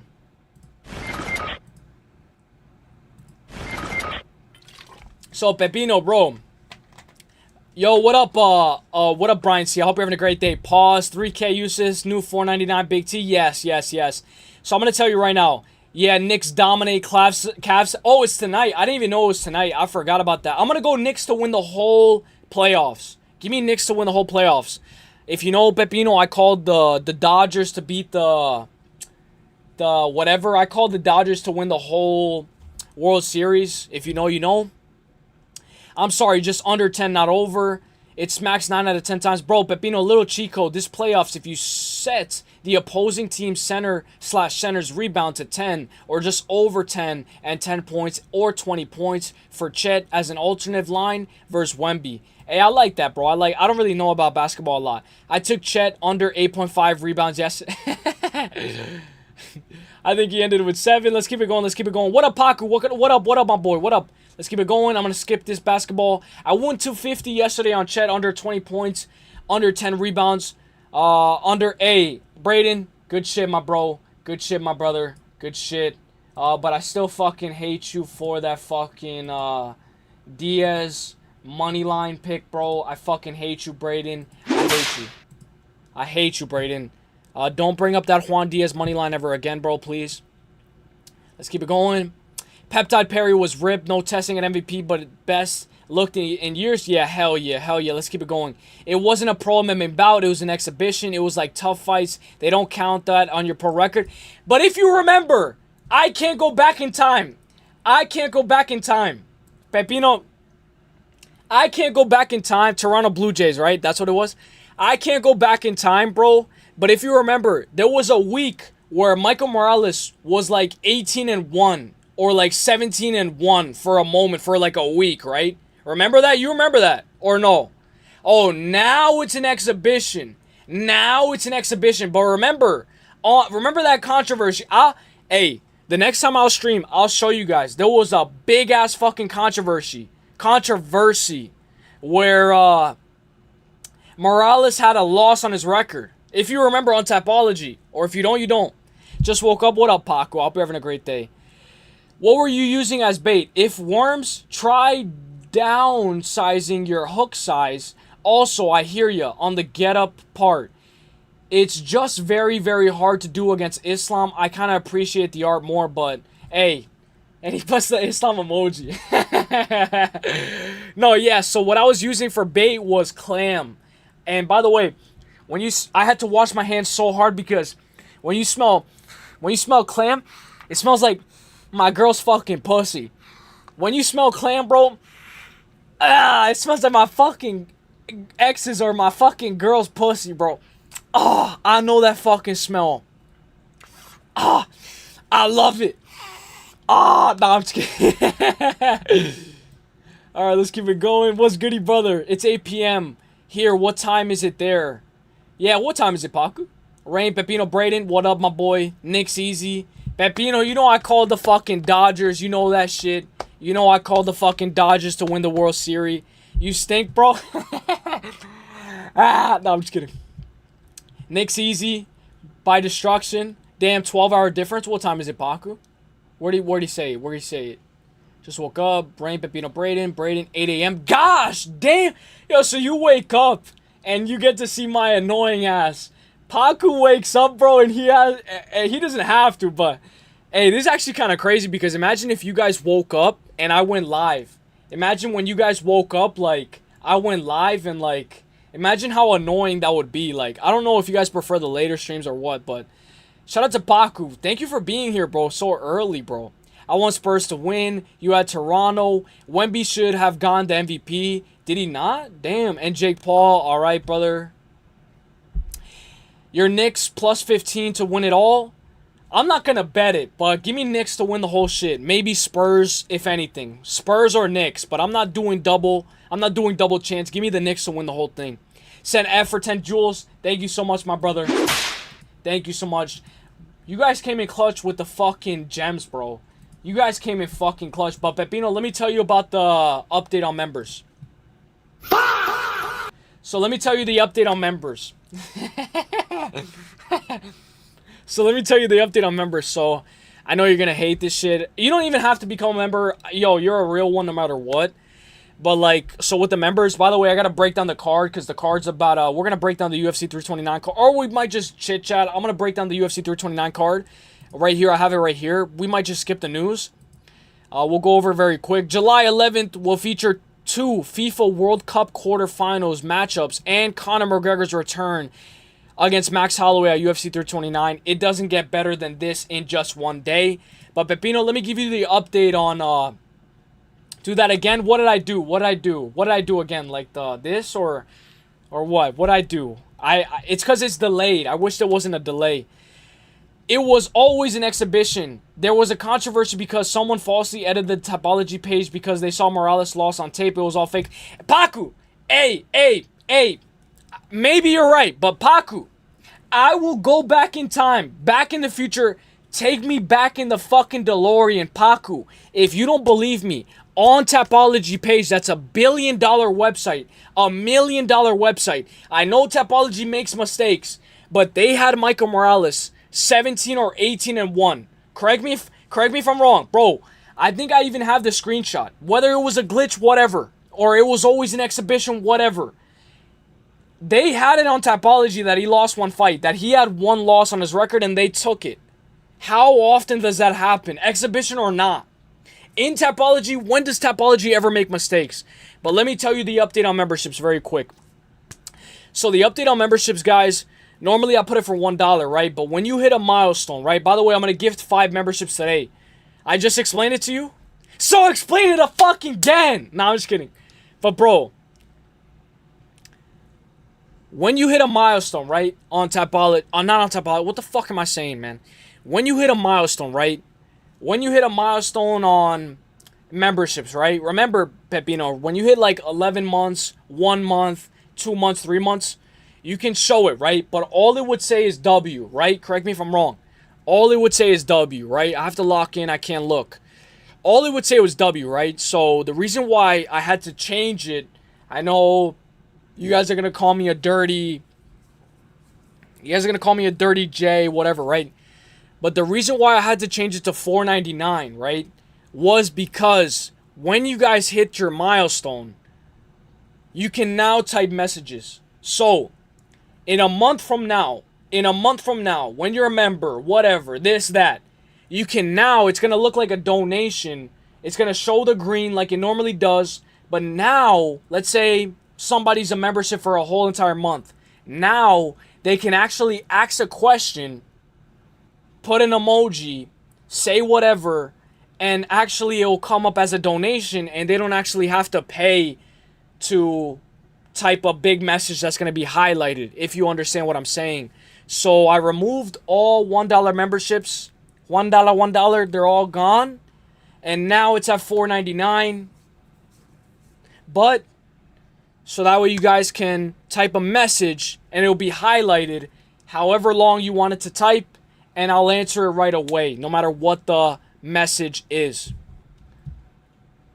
Nah, nobody's obligated to become a member, but I promise you, I looked it up on YouTube. I said, why can't they type a message for $1, $2.99, $3.99? Why can't they type a message? It said, it's because it has to be $4.99. I'm not even joking. I'm not lying. I'm not lying when I say this. Like, that's what it actually said. But let's break down this main card. All right, let's break down this main card. Let's go. 1, 2, 3, 4, 5. We got a 5-fight main card, so let's break it down. Let's break it down. Let's do this. Let's do this. We're going to do UFC 329 breakdown. I'm going to type it in the chat, but let me know who you guys got, all right? I'm going to gift 5 memberships in the middle once we get to it. So let's break it down from top to bottom, and let's go. All right? Because I did spend a lot of time Gish Galloping. I spent a lot of time Gish Galloping. So let's go. Let's go, let's go, let's go. Tick is big time now. Pepino, pay the man. Nah. It's for real to highlight the messages. You stink, bro. Jake Paul, I want Spurs to win. Wemby should have gotten MVP. Yeah, he should have. I don't really know that much about it. If it smells like trout, get the fuck out. If it smells like salmon, keep slamming. I hear you, Paku. The last thing I would want to hear at 8 a.m. is your energetic ass while I'm still half awake. You know how I work, bro? They're like, so how was your day? Like, I hope your day was good. I'm like, hey, my day was great. I hope you had a great day, but I'm not a morning person. Like, I'm really not a morning person, but I remember a lot of people used to actually get annoyed at, like, how much I would talk. Let's go do that again. I just explained it to you. Sherdog had it right. Oh, you think so, Pepino? Tick is big time. I know they had it. I'm just explaining. Fox is like, listen, buddy. I know they had it. But listen, I'm explaining it to you. Get this through your head. It was false. It was a mistake from a Tapology admin. Someone fucked up Morales' tap page for a week, and everyone believed it. Paku, I agree, my brother, I agree. But let's break it down, guys. Let's break it down. So I got the entire main card here. Loner Kavanagh versus Brandon Royval is a banger fight. We're gonna look at the entire card. Let's look at it very quick. When we look at the prelims, guys, we got Tracy Cortez versus Kong Wang. In my video that I'm gonna drop very soon, I broke down this fight as well. Robert Whittaker, Nikita Krylov, Luke Riley to knock out Kai Kamaka, Yanez to put out Cody Garbrandt out cold. Odie Osborne versus Cody Durden. I don't know about that fight. I got to do tape for that fight. Ryan Gondra to knock out Zachary Reese. And Damian Pinas to put Cesar Almeida out. Bad or win by decision. Now let's break it down.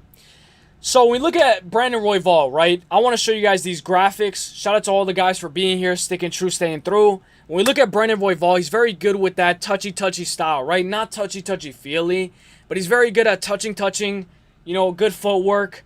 But his ego does get in the way sometimes. I picked Brandon Royval to beat Joshua Van, and his ego got in the way in that third round.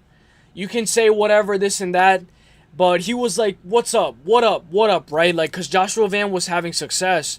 And right after he said, he put his hands up like, what? He gets dropped bad by Joshua Van, and that cements Joshua Van for the victory. And that's the type of stuff that I do not like, when your ego gets in the way. But, you know, Loner Kavanagh's ego kind of got in the way against Charles Johnson. When he won the first round against Charles Johnson, he was piecing up Charles Johnson. You know how Johnson is. He's losing up until he wins, right? But Loner Kavanagh was picking apart Charles Johnson all day. But he was admiring his work way too much. Clampas. But he was admiring his work way too much. He was tagging him, right? And I believe he landed a straight. I don't know if it was a straight right or straight left, right? And Loner Kavanagh, he's adjusted now to be more defensively sound. But at that time, I think that was at UFC Macau, he touches him, right? And he's admiring his work, and he's leaning back with his hands down, gets clipped with a crazy shot from Charles Johnson and gets put out. And not put out like TKO'd. He gets put out cold. So we have to bring that up. The last time that I saw Royval put out cold, I don't even think he was put out cold. Manel Cap? When was the last time you guys saw Royval put out cold? Let me shrink this. Let me put this more here so that you guys can see both fighters. But guys, be honest with me. When was the last time you guys saw Royval put out cold? I don't remember. Maybe TKO. Okay, he's out, but he gets right back up. Loner Kavanagh was put out cold. Like Joshua Van, he got TKO'd, right? But Kavanagh was put out cold from Johnson. Like, he was like... And then he hit him with an extra shot. By the way, how about Herb Dean, right? Waiting for Francis Ngannou to hit Felipe Lins with an extra shot. I'm going to go Loner Kavanagh. I think that he can keep the momentum, dictate the pace, fight at a high intensity, high pace, in-your-face style. But who matches that volume, if not more significant strikes landed per minute? It's Royval all day. Royval has the volume edge and maybe the cardio edge, right? But Loner Kavanagh just won a hard 25 minutes, but it was against Moreno, and he was kind of in control of that entire fight anywhere that fight took place. Great takedown defense from Loner Kavanagh. Very good win over against Daniel. I think it was, he made a debut against Felipe Dos Santos. Not his debut, but he made his UFC debut against Jose Ochoa. Beat Jose Ochoa. Look at what Jose Ochoa just did a couple of weeks ago. Give me Loner Kavanagh for the dub. I'm going to go Kavanagh by KO on points because Royval just got knocked out. I know everybody's going by decision, right? But Royval just got knocked out or TKO'd by Manel Cap in the first round, right? Wasn't that in the first round 5 months ago? Quick turnaround for Royval. What was it? What shot was it? Right hook to ground punches? And who has a good hook? Kavanagh. Give me Kavanagh by KO or points. I'm going to go Kavanagh by KO on points all day. Give me Kavanagh for the dub. I'll go Kavanagh. Let's go. Let's go Kavanagh. Let's go. Let's go Kavanagh for the dub. Now, Gable Stevenson versus Elisha Ellenson. I think Elisha... He's the guy that got knocked out by Brando. This is a layup fight, guys. Now, somebody made a joke that they have two, you know what, on this card. Like, I'll explain it in a little bit. Let me just get a sip of water.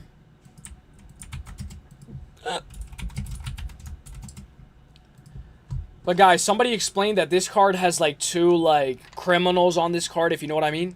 But I don't. I'll tell you guys what.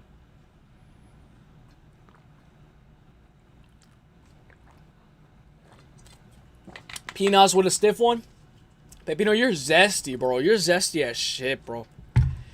Pinas to put it on him. 125 Dark Horse. He fights for the belt soon. Yeah, bro. And I think he beats Charles Johnson, excuse me. Imagine Charles Jourdain versus Loner Kavanagh. Charles Johnson, I think he beats him 9 times out of 10. He got knocked the fuck out. Gable ITD. What up, Braden, bro? What up, bro? I like the way that you spell your name, bro, with a Y, bro. It's unique. But, guys, somebody was making the joke that there's two criminals on this card, like Conor and Gable Stevenson. Like, if you know, you know. Like, somebody was making that joke. But Gable Stevenson versus Elisha Ellison, 5-2-0 for Elisha.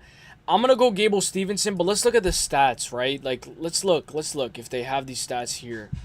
Now, remember, there's only one fight that they can judge the stats on for Elisha, and there's no stats technically in the UFC for Gable Stevenson. So when we look, Elisha Ellison, 1.57 strikes landed per minute, 33% striking accuracy, strikes absorbed per minute, 15.13. But remember, he had that quick fight against Brando, so take that with a grain of salt. Let me go back to this thing. Take that with a grain of salt. But when I look at this fight, let's go here. There's no, he's like an unlocked character. Like, you have to unlock him. Like, so let's go here. Gable Stevenson 3-0. I can't believe he's already making his UFC debut. Like, at only 3 fights, man. Training with John Jones, but still, you got to be careful jumping in with the big dogs in the UFC. Because, yeah, maybe you beat Elisha Ellison, right? But we got Brando at heavyweight. We got, who else do we have at heavyweight? Waldo Cortez Acosta, Sergey Pavlovich, Tom Aspinall, Cyril Gane, Poatan at heavyweight. You got to be careful jumping in with the big dogs so early. Gable Stevenson, 26 years old versus 29-year-old Elisha Ellison. Elisha Ellison has 2 losses. Both of those losses come inside the distance. Lost by side choke submission in round 2. And he got TKO'd by Brando in round 1. That's Paku's boy. Give me Gable Stevenson. I'm going to go by KO or sub. Now, when I look, thank you for the jewels, my brother. Let's fucking go. I really appreciate that, bro. I really do. Let's fucking go. You know I appreciate that shit. You know I do. So, when I look at this fight, right, Gable Stevenson has won all 3 of his fights by KO. And I know there's custom rules, but I still consider that a W. You know how I am. If I see an exhibition loss, I'll be like, okay, he lost by submission. Alright, then he's susceptible to getting submitted, right? He won all 4 of his fights, including an exhibition fight by KO. Give me Gable. I'm going to go Gable by KO. Stevenson, not Stevenson. Stevenson. I don't know how to pronounce that, bro. I'm so sorry, bro. Gable by KO or sub. I'm going to go Gable. I'll just say Gable. Gable Stevenson. Gable Stevenson or Stephenson. Give me Gable by KO or sub. What up, MMA Coda? Thank you for the jewels, my brother. Yo, my Chinese brother. Yo, Pepino, you gotta chill, bro. Yesterday, you said some crazy shit, bro, out of pocket. Like, you said that I could pass as, like, that, bro. And, you know, like, I didn't really like how you said that, bro. I really didn't. But let's keep it going. Let's keep it cooking. Let's keep it going. Steveson. All right, bro. I'll go Gable, though. At the end of the day, I'm going Gable. I'm going him by KO or sub. I think this is a layup fight. Give me Gable for the dub. I think you should be able to win that fight. Let's go Gable for the dub. Let's go. Now, let's keep it going. Let's keep it going. Corey Sandhagen versus Mario Batista 2. Now, this is a very fun fight. I love this fight. When we look at Mario Batista, he's coming off of that well, he's actually coming off of a win over Vinicius Oliveira. I forgot about that. But when I look, his most recent loss out of his last 5 was against Umar Nurmagomedov. When I look at that fight, he actually landed and he had some success for moments. against Umar. Umar is very good. Fought for the title. Lost. Barely lost by a hair. Kind of gassed in that 5-round fight. But Mario only has 3 losses, man. And he's been a lot better than the version that fought Corey Sandhagen. When I look at this fight, right? Let's go all the way back. He made his UFC debut against Corey Sandhagen, and he lost by submission. Armbar in round 1.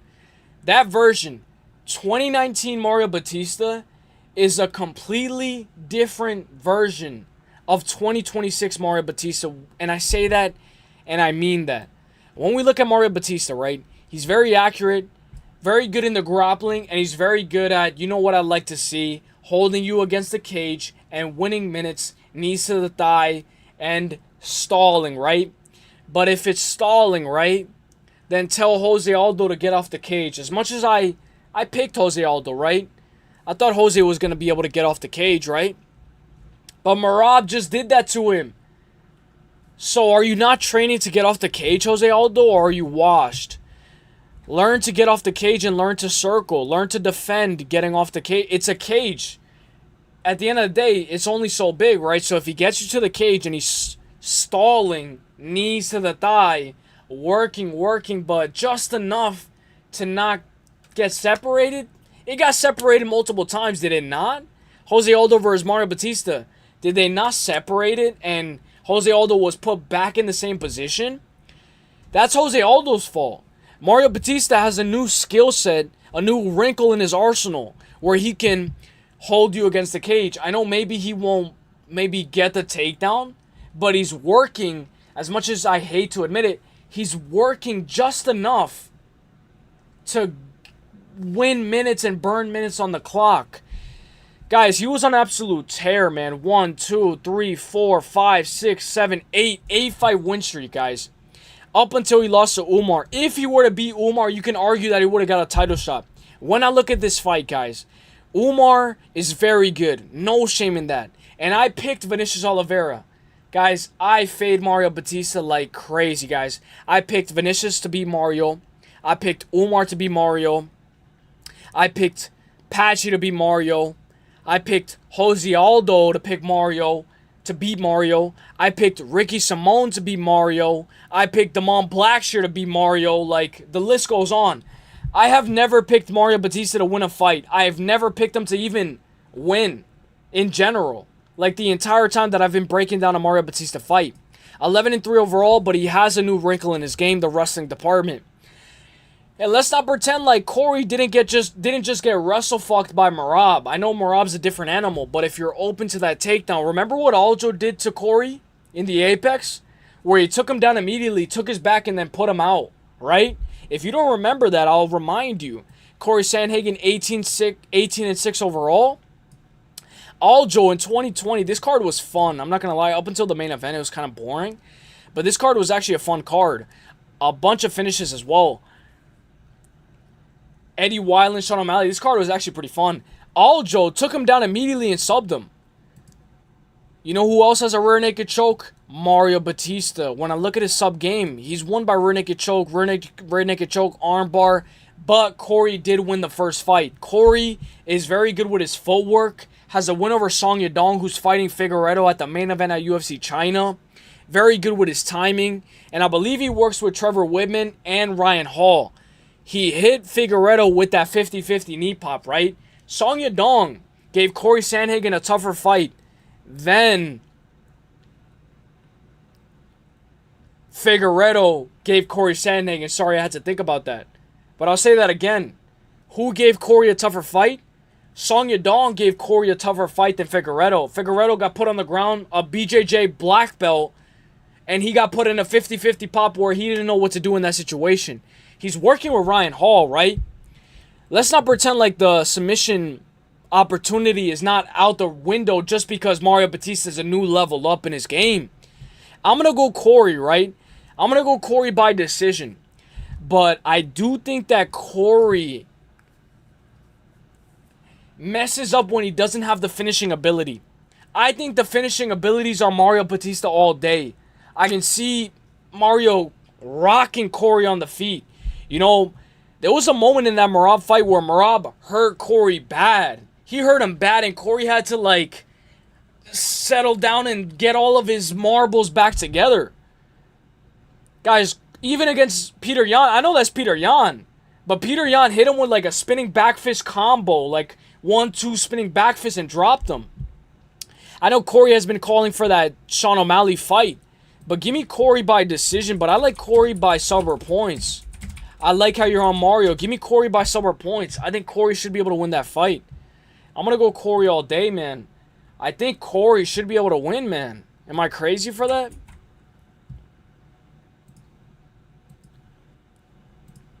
Now let's go to the next fight.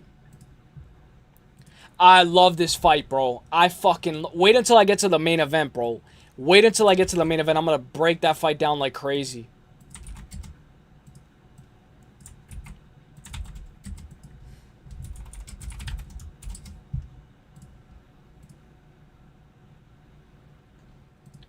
All right, let's go. Round 1, probably. I like it, MMA Coda. By the way, shout out to you, my brother. Thank you for being here. God bless. I hope you're having a great day, and God bless your soul, my brother. Damn, what up? Hey, yo, I was thinking yesterday, where's Woe Black Betty? Guys, so let me tell you guys now, Woe Black Betty is on a hiatus. He's on a hiatus. For the guys that don't know, Woe Black Betty is funny as shit. He knows a lot about MMA. He knows a lot about stuff like that I wouldn't even know about without his information. He's very smart. You know, like, I don't know if you would call it a nitwit, but, like, very smart at what he does. Knows a bunch of facts as well. Guys, tomorrow, if you guys want, we could break down this card right here. Usyk versus Rico. We can definitely break down that card. Let me just move this to the side. We can definitely break down that card. Usyk versus Rico. I'm going to try to upload a video tomorrow. I might not go live tomorrow, though. I'll tell you guys now, like, I might not go live tomorrow, but I'll go live Thursday, Friday, Saturday, or Thursday, Saturday, you know. I'll definitely go live again, but next time we could break down this fight in Egypt. But Woe Black Betty has been taking a little bit of a break.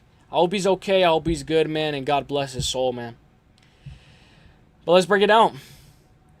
BSD by points. Dude, that's going to be a hard 15. I'm giving Patty one more chance. BSD is a tough fight. I want to face off. We'll see. Second disagreement, I think. Nah, Ron Lock, I'm on BSD, bro. I'll tell you now.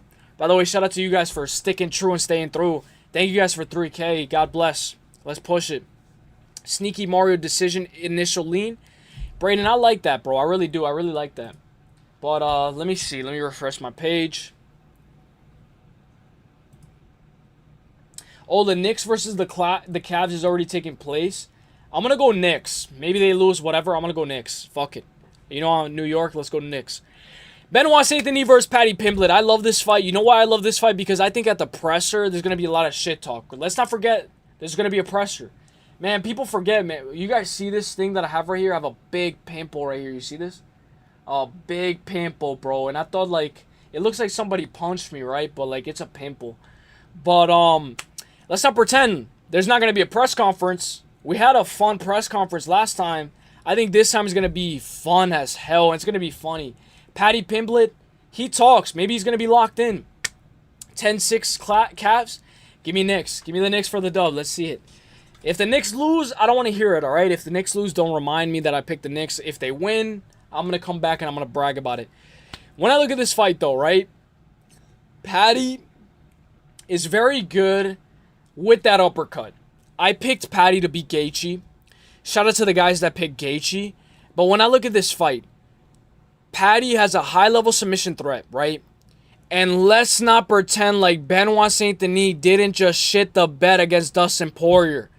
Dustin Poirier gave the blueprint to beat Benoit St. Denis. You defend the takedowns, let him overexert himself, let him waste too much energy, and let him get picked apart. Paddy is that type of guy, right?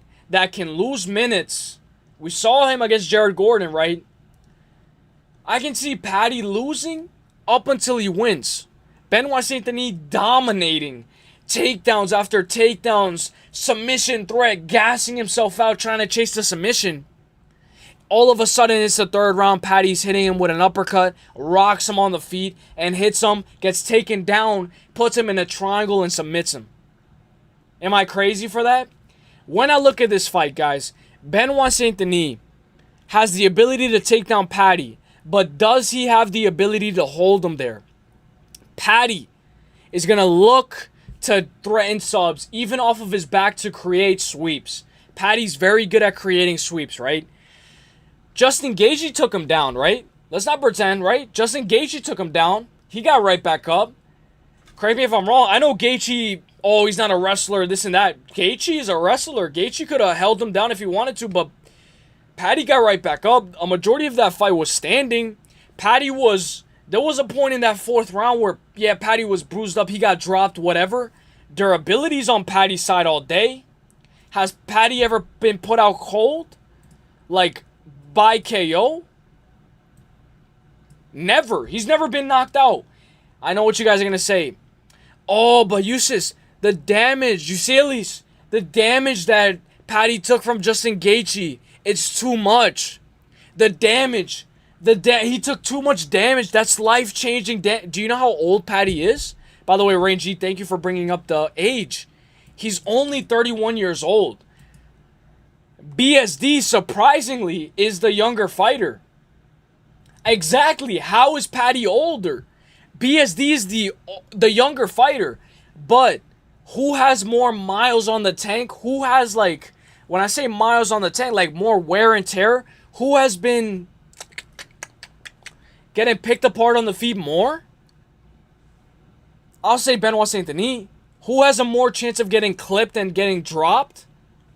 Yeah, Paddy has his chin up in the air, right? But I think that Benoit Saint Denis has good recovery, but he is susceptible to getting clipped. Both of these guys are. But when I look at this fight, I'm going to bring up the striking department first. If Paddy can defend the takedowns off of the fence, right? Defend the takedowns, underhooks, whizzers, underhooks, even get a takedown of his own. Benoit Saint Denis just charges in. Remember that teep that Dan Hooker was landing on Benoit Saint Denis all day? Dan Hooker, what was he doing? He was threatening a guillotine choke, right? Was he or was he not? He was threatening a guillotine choke to the point where it would create a sweep. Benoit Saint Denis would do a gator roll or sweep out. And then what happened? Then they get right back to the feet. Benoit gets another takedown. That teep to the body, that head kick was right there as well because Benoit Saint Denis was like huddling down, right? Trying to go for the takedown. And Dan Hooker was landing that teep all day, that body kick all day, giving Benoit Saint Denis issues. I know that was a late stoppage when Benoit Saint Denis finished him. Rightfully so, it should have been stopped earlier. But Dan Hooker had a lot of success against Benoit Saint Denis. More success than I ever expected him to have. And if, remember, that same Dan Hooker guillotine, right? Was the same Dan Hooker guillotine that he did on Arman Tsarukyan. And that guillotine must be tight from Dan Hooker because Arman was even scrambling to get right back up and get right on top of position, right? Oh, if Dan Hooker didn't do that guillotine, man, fuck, he could have had a chance against Arman. If he would have stopped pulling gilly against Benoit Saint Denis, he would have had more success, I'm twisting my tongue. He would have had more success against Benoit Saint Denis. Or am I wrong? Like, if we're being for real, that these sub attempts, Rebecca, Chris Duncan, these sub attempts, like the cut of your jib head. What is that, fuck? What is that? But these sub attempts, bro, what the fuck does that even mean, bro? These sub attempts create scrambles and create more opportunities for him to get tired and for the fight to get right back up on the feet. Justin Gaethje against Paddy, right? Paddy was like with his chin up in the air, and in the 4th round, right? He was like, I remember I bet on Paddy. I was like, come on, Paddy. Come on, bro. Just lock in, bro. Lock in, bro. Lock in. Lock in, Paddy. You're getting hit too much. 4th round comes, chin up in the air. He's going like this. He's tapping him, but like, he's touching him with that jab and uppercut. That jab and that uppercut. But Gaethje, he ducks. When is Benoit Saint Denis gonna duck like Gaethje? I don't know, but I know that uppercut's gonna land on Benoit Saint Denis. Come back if I'm wrong. Come back if I'm wrong. I know that Paddy's gonna tee off on Benoit Saint Denis. Oh my gosh, Paddy has Benoit hurt. Benoit's on the cage. Benoit shoots a takedown out of desperation. Paddy uses underhooks, gets taken down. Oh my gosh. Second round. Paddy's having success with those low kicks. Remember, is Benoit Saint Denis a southpaw? Correct me if I'm wrong. Benoit's having success with those. Paddy is having success with that body kick and low kick and that teep to the body head kick. Benoit, oh, he gets a takedown. Third round comes. Benoit is gassed. Benoit fights like if he's still in war. You know how he is. Isn't he a former soldier? The guy goes all gas, no brakes. And there's a benefit and a curse with that. If you win the first 2 rounds against Paddy, alright, all you got to do is cruise the third round. Does Benoit Saint Denis know how to cruise the third round? Does he know how to survive and win minutes and control and just chill? Does he know how to step off the gas and just cruise? Like Zalal against Steve Garcia, or excuse me, like Steve Garcia against Cater, like Zalal against Calvin Cater? Does Aljo against Zalal, does he know how to cruise? If Benoit Saint Denis wins the first 2 rounds, he's a minus 400 live odds. Paddy's a plus 250. All of a sudden, Benoit Saint Denis walking into shots, eating that teep, shooting out of desperation, gets tired, gets put in a tight ghillie. Okay, the ghillie, he fights it. Gets put in a triangle. Okay, it's deep. Gets put in an arm bar. Can he defend all of those submission attempts? Am I crazy for thinking that Paddy can actually win this fight when I was actually going to go Benoit Saint Denis? Like, I was actually going to go Benoit Saint Denis, but now I'm probably going to go Paddy, but I'm going to stick with my guns. Maybe fight week, I'll go Paddy. I'll tell you one thing. Can we do an over 1.5, or are the bookies onto it already? Can we do an over 1.5, or are the bookies like, nah, over 1.5, we'll give you over under 2.5. Can we do that? Can we do an over 1.5? I like an over 1.5. I'm going to go Benoit Saint Denis. Super low confidence. All gas. No brakes. A classic nartical idiom used to show approval of someone's personality, style, or general attitude. Hey, let's go, my brother. Let's go. Now let's break down the main event, boys and girls. We're here. I cannot wait. I'm going to bring it. I'm going to give you guys my all. And I'm going to go until, like Benoit Saint Denis, I'm going to go until the wheels fall off. Now you are in crazy great matchup. Let's go. Let's go. Super low confidence. Give me Benoit Saint Denis. But I feel like the more that I was breaking it down, that Paddy actually has a chance at winning that fight. 80% is on Paddy. Rightfully so, man. How are you gonna just hop off the train when he just lost to Justin Gaethje? Imagine what Gaethje would do to Benoit Saint Denis. Gaethje beat Fiziev twice. Imagine what Gaethje would do to Benoit Saint Denis. Like, overall, like, there's nothing wrong with that, with picking Paddy. If anything, you're pretty sharp for picking Paddy. I'm going off of Benoit Saint Denis crazy, you know? I'm not fully confident. Now, let's break it down. I can't wait for this fight. The notorious, the one, the only Conor McGregor versus Max Holloway. I see that Conor's a plus 350.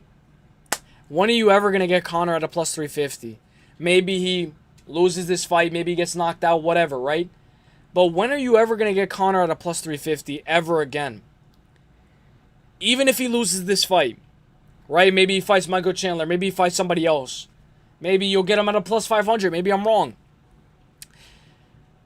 But I'll tell you one thing. Maybe this age is like milk. By the way, we called it that Conor was going to fight again before 2027. And we said that Conor's going to get a win before 2027.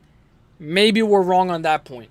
But we're right on Conor having a fight before 2027, right? I remember you guys saying, man, Conor's not coming back, this and that, right? Conor could have waited for Michael Chandler to get fucked up by Roofy. Conor could have waited for, let's look at the UFC rankings. Let's look.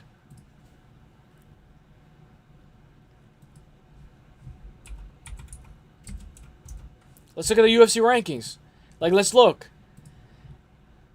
Conor could have waited for Beneil Dariush. Conor could have fought Beneil Dariush. Right? Remember when after he lost to Habib, he fought Donald Cerrone?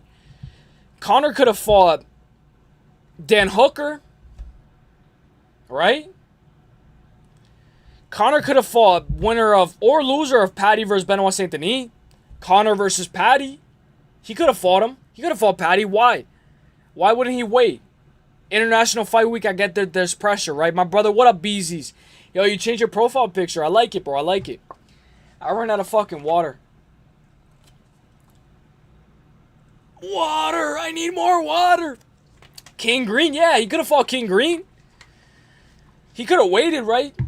But that's not what Conor does. I know, man, you're biased as hell. What's the odds on Conor actually making it to the fight? Close money? Hey, I'll tell you one thing. Conor's only pulled out once in his entire career. I know I'm biased towards the Dagestani, but I'm also super biased with my boy Conor McGregor. I'm also super biased with Conor. Bro, take this in. Let me get a sip. I'm going to get a sip very quick. Let me just turn this off. Hang on. I'm getting a sip right now.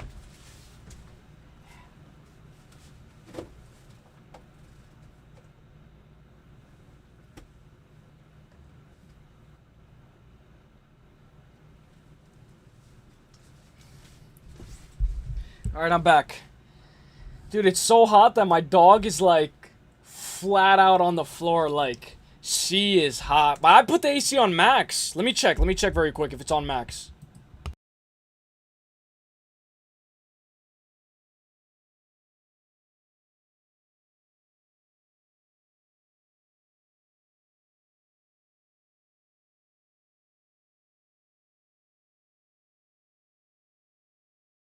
Alright, now it's on max. It wasn't on max, actually. It wasn't on max. And don't get me started on my quill. Hey, it's alright, bro. Bro, I had to take a sip of water because... my throat. Pause, but... Bro, who do you know has as much stream stamina as me? Like, obviously other guys, right? But let's be for real. I gotta blow my nose. I don't know. I didn't mute my mic. But, bro, let's be for real. Where are my glasses? Where are my glasses? They're in my book bag. Let me get them very quick. Let me get them very quick.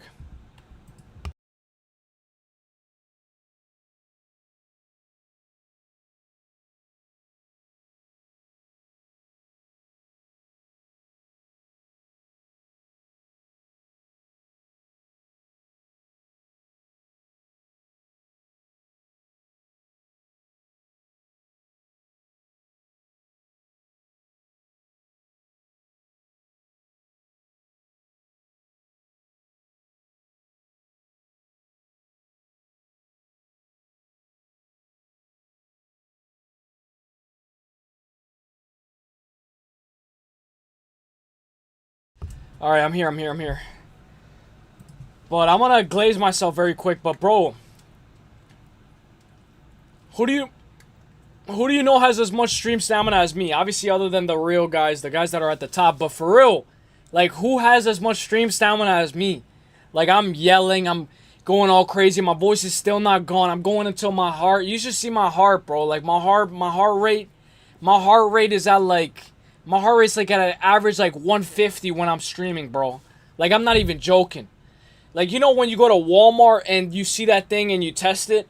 Alright, average, alright, it's low, right? It's not that crazy, right? But when I'm streaming, bro, my heart rate goes all the way up to like a 180. I was about to say minus 180. We're not fucking betting. It goes to 150, 180. Like, who has as much stream stamina as me, bro? Like, okay, you could say Mila or Mila. We're gonna do a quiz. Nah, like, for real, like, who can talk as much as me? Obviously, other than the guys on Kick, right? But, like, for real, who has as much stream stamina as me? Like, if we're being honest, bro, who the fuck has as much stream stamina as me? Like, I go until my fucking heart, obviously, God forbid, explodes. Like, I'm like Z's, bro. I'm like ZYZZ. Like, for real, I'm like fucking Z's when it comes to this shit. Like, I go and I give it my fucking all. When I'm done, I fucking crash, bro. When I'm done streaming, I fucking crash, man. I'm like, fuck. I'm tired as shit. Like, I fucking crash like if I'm on, you know, Like, I push it to the fucking limit each and every single day. You're on AC on max because McGregor is just too inactive. All right, so let's break it down. I had a perfect parlay. Even had Elise Ardeline by submission. Until Jacqueline sold me out. Dude, Jacqueline just couldn't fucking go. Go, Jacqueline, go. Like, I hate this about women's MMA. Norma Dumont, go against Jocelyn Edwards. Go. Go. Why don't you go? Like, these women, they're content with thinking that they won the first round. It's the third round. Okay, you could win the third round. Norma Dumont, okay, you could win the third round. Or it was 30-27, Jocelyn Edwards. Go. Like, I feel you, bro. I feel you, man. Even on Wellmaker, bro. Like, Wellmaker's like a shell of himself. Like, he doesn't want to be there, this and that. What up, Me Rocket? What up, my boy? I hope you're having a great day, my boy. Me Rocket when, this is Me Rocket when he dies on Fortnite. But let's keep it going. Let's keep it going. But yeah, I feel you, bro. And don't get me started on McQuill. I hear you, brother. I hear you. Your ACL max because McGregor's just too inactive? Oh, now I get what you were saying. Sup, Meat. What up, Meat? All right, guys. Let's break it down, though. I'm not even going to bring up their last fights. Let's just break it down like if we're in depth, right? Max Holloway, right? What does he have? Volume. Pepino, thank you for commenting that. What does Max have? Volume, activity, and I'm going to say it. I know what? Power at 155. It's now at 170. How is Max's power going to translate at 170? If anything, Max is going to have more pop on his shots, right? But carrying all that weight, can Max go a hard 5? It's Conor McGregor. You don't have to go hard 5 rounds. When has Conor ever won 5 rounds? Nate Diaz, the second fight. Man, whatever. Was the Nate Diaz fight the second time? Was that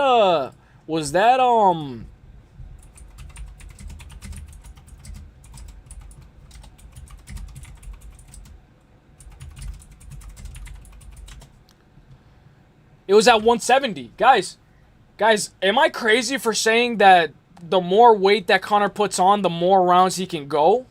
Man, you're fucking casual. What are you talking about? Bro, you're going all the way back to what, 2014? You're going all the way back to 2017? Like, when did Conor beat Nate Diaz and go a hard 5 rounds? He went 4 rounds against Khabib, constantly defending the takedown, right? Got submitted by Khabib in the 4th round. Nate Diaz fought him in 2016, August 20th. That was like right before my birthday, 7 days before my birthday. Bro, am I crazy for saying that at 170 Conor can go a hard 5? Oh, dude, you're smoking crack. What are you saying? How is Max gonna look with all that weight? Remember, Izzy, when he fought Jan Blachowicz, what did he do? He weighed in at like it was like at 205, right? Right? When Izzy fought Jan Blachowicz to get that double champ status, he fought Jan Blachowicz and he weighed in at what? Like 203 with a pizza box? He weighed in with a pizza box and sunglasses like this. And for the champ, Israel Adesanya with a pizza box, 203 pounds, right? Let me double check. I'll double check just to see. Let's see.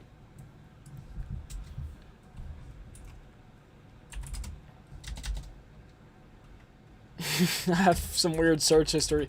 How much did Izzy weigh when he died? What the fuck?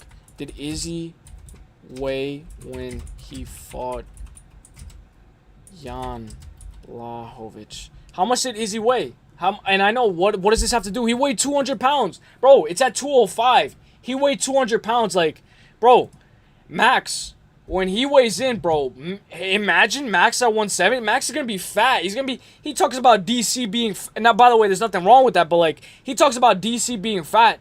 Dude, Max is going to be fat at 170. Or am I crazy? I know he's tall. He's even taller than Conor, but he doesn't turn it into muscle, or am I crazy? Max at 170, like, he's going to be a little fat. Or am I crazy? What up, not in the AM, bro? I hope you're having a great day. Bro, Max at 170, he might weigh in at 165. 165. Like, Conor is used to 170, but let's break it down. Volume, activity, and I'll say that Max is going to have more power at 170, more pop in his shots, more snap in his shots, right? Conor, I'll give him cardio. Not more cardio than Max, but I'll give him that he has a little bit of cardio, right? A little bit more, right? I'll give him that he has more power than Max. I'll give him that he has better fight IQ than Max, right? Better fight IQ, I don't care how old he is. The guy's better at game planning against Max. And I'll give him that he has more, what? What do you call that? What do you call that word? Like, like that, What do you call that? Like, he has more, like, would Max get taken, would Conor get taken down 5 times? Would Conor get taken down all 5 rounds against Oliveira? No, Oliveira would probably submit Conor, right? Because you got to finish this guy. You think this guy's going to be okay with, and maybe this is a bad take, you think Conor's going to be okay with just sitting on his ass and getting controlled by Oliveira? Oliveira's okay with winning a decision, the BMF belt? Conor's going to defend some take. You think Conor's going to get thrown around like Max did against Oliveira? I know styles make fights, right? But if you think that Conor, you know, like I feel like Conor would style up better against Charles Oliveira than Max Holloway. And I know I picked Max to beat Charles Oliveira. But when I look at this fight, right? Let's break it down. The last time that Conor fought, how long ago was that? Let's go all the way back. Conor fought last time 5 years ago, like a lot of you guys were saying in the chat. Max Holloway last fought 2 months ago. By the time this fight happens, when does this fight happen? July 11th. What is it? May? What's the date? May. It's May 19th? May, June, July. It's going to be almost 5 years, basically 5 years since Conor last fought. And Conor's last fight, we got to bring it up. I'll bring up both of Conor's last losses. He snapped his leg. But I'll tell you one thing, he had an injury. He had an injury coming into that fight. What, bro? What are you saying? Where's your proof of that? I promise you. The trilogy against Dustin Poirier, Conor McGregor had an injury heading into that fight, and it was due with his leg, right? He cracked his shin bone, or he cracked something in his leg, right? And that's why it was more susceptible to breaking in half, right? Like Chris Weidman, Uriah Hall, right? When I look at this fight, Conor still took that fight. Remember when Conor fought Chad Mendes for the interim, right? Interim belt. Jose Aldo pulls out due to an injury. He says, I don't care. Give me who's next. Conor, remember, he's not fighting Bobby Green, Michael Chandler, Dan Hooker. What is he doing? He's taking one of the hardest fights to take at this level and at this point in his career. When I look at Conor, right? I look at this, right? I look at this all day. I look at this. I look at this. I look at this. And who's a guy that doesn't really do a lot of this? I know what you're breaking down a fight. What does this have to do? What does talking have to do? When I look at Conor, man, I don't care what anybody says, bro. Mind games still play a factor. We just saw Hamzat shit the bed against Sean Strickland in a fight that he should have won. I don't care if he was supposed to fight at 205 against Yuri. We saw Hamzat shit the bed against a guy that he trained and supposedly submitted in training, right? This is going to be very important. And you know Conor's already been talking on Twitter, right? Let's throw that out the window. When I look at this fight stylistically, Max touches up the body. Won a round arguably against Ilia Topuria.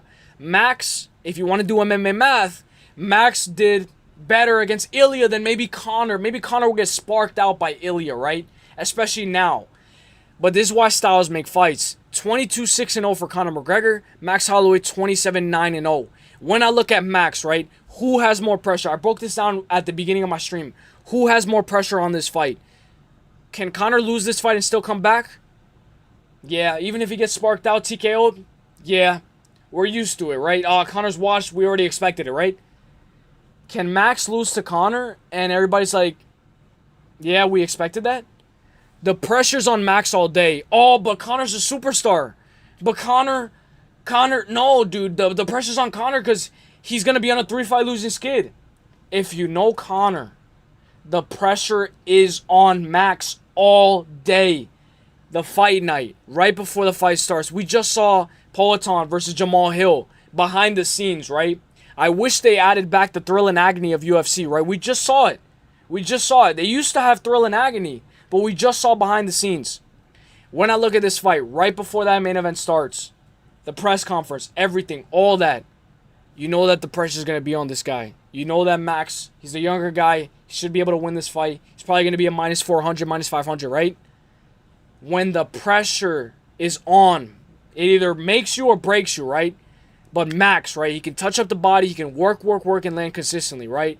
But I think that Conor, I have to bring up this fight against Dustin Poirier. When Conor fought Dustin Poirier for the second time, he had a lot of success, right? Up until the calf kick kept on landing. He even got taken down, right? Max could probably take down Conor McGregor. But when Conor goes like this, right? He kind of goes sideways, right? And he kind of goes like I don't know how to really do it because I'm not Conor, but he fights from southpaw. That's another factor, right? Max, he can switch stance, but he fights from orthodox a lot of the time. But Conor, he stunned Poirier, right, with like this shot and then this shot right down, right? That 1-2, right? Or like a, right? Conor's 1-2 is 10 times better than Max Holloway, has more pop on his shots, right? Max got dropped by Justin Gaethje, dropped by Dustin Poirier, and he technically got dropped by Ilia Poirier, right? He got dropped in his last 3 fights, right? When I look at this fight, yeah, Gaethje's different. Or, I don't know why I said his last 3 fights when he fought Charles Oliveira, excuse me. He got dropped by Dustin, dropped by Gaethje, which they didn't count, by the way. And then he got dropped by Gaethje, Ilia, and Dustin. He got dropped.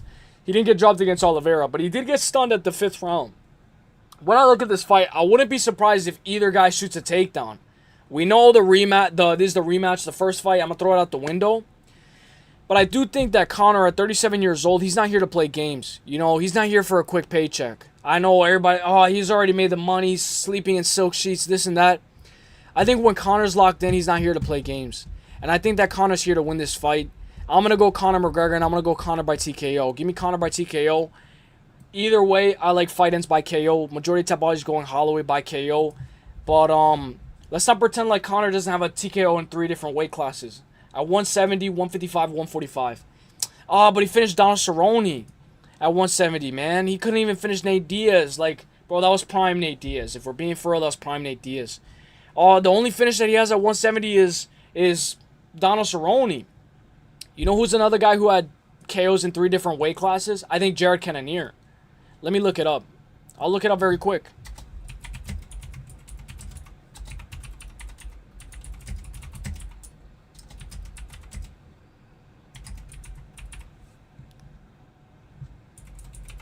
And I know it's like, dude, what? And I know Conor's an easy fight. But Jared Cannonier is one of the only 2 fighters in UFC history to have a record knockout or technical knockout victories in 3 different weight classes. He achieved this highly rare feat across light heavyweight, heavyweight, and middleweight. And he's up there with Conor. There's only 2 guys that have KOs in 3 different weight classes. Like, when I break this down, guys, I'm going to go Conor. I'm going to go Conor by KO. Great takedown defense that he showed against Khabib. Won a round off of Khabib. The only 2 guys, maybe Gleison Tebow, right?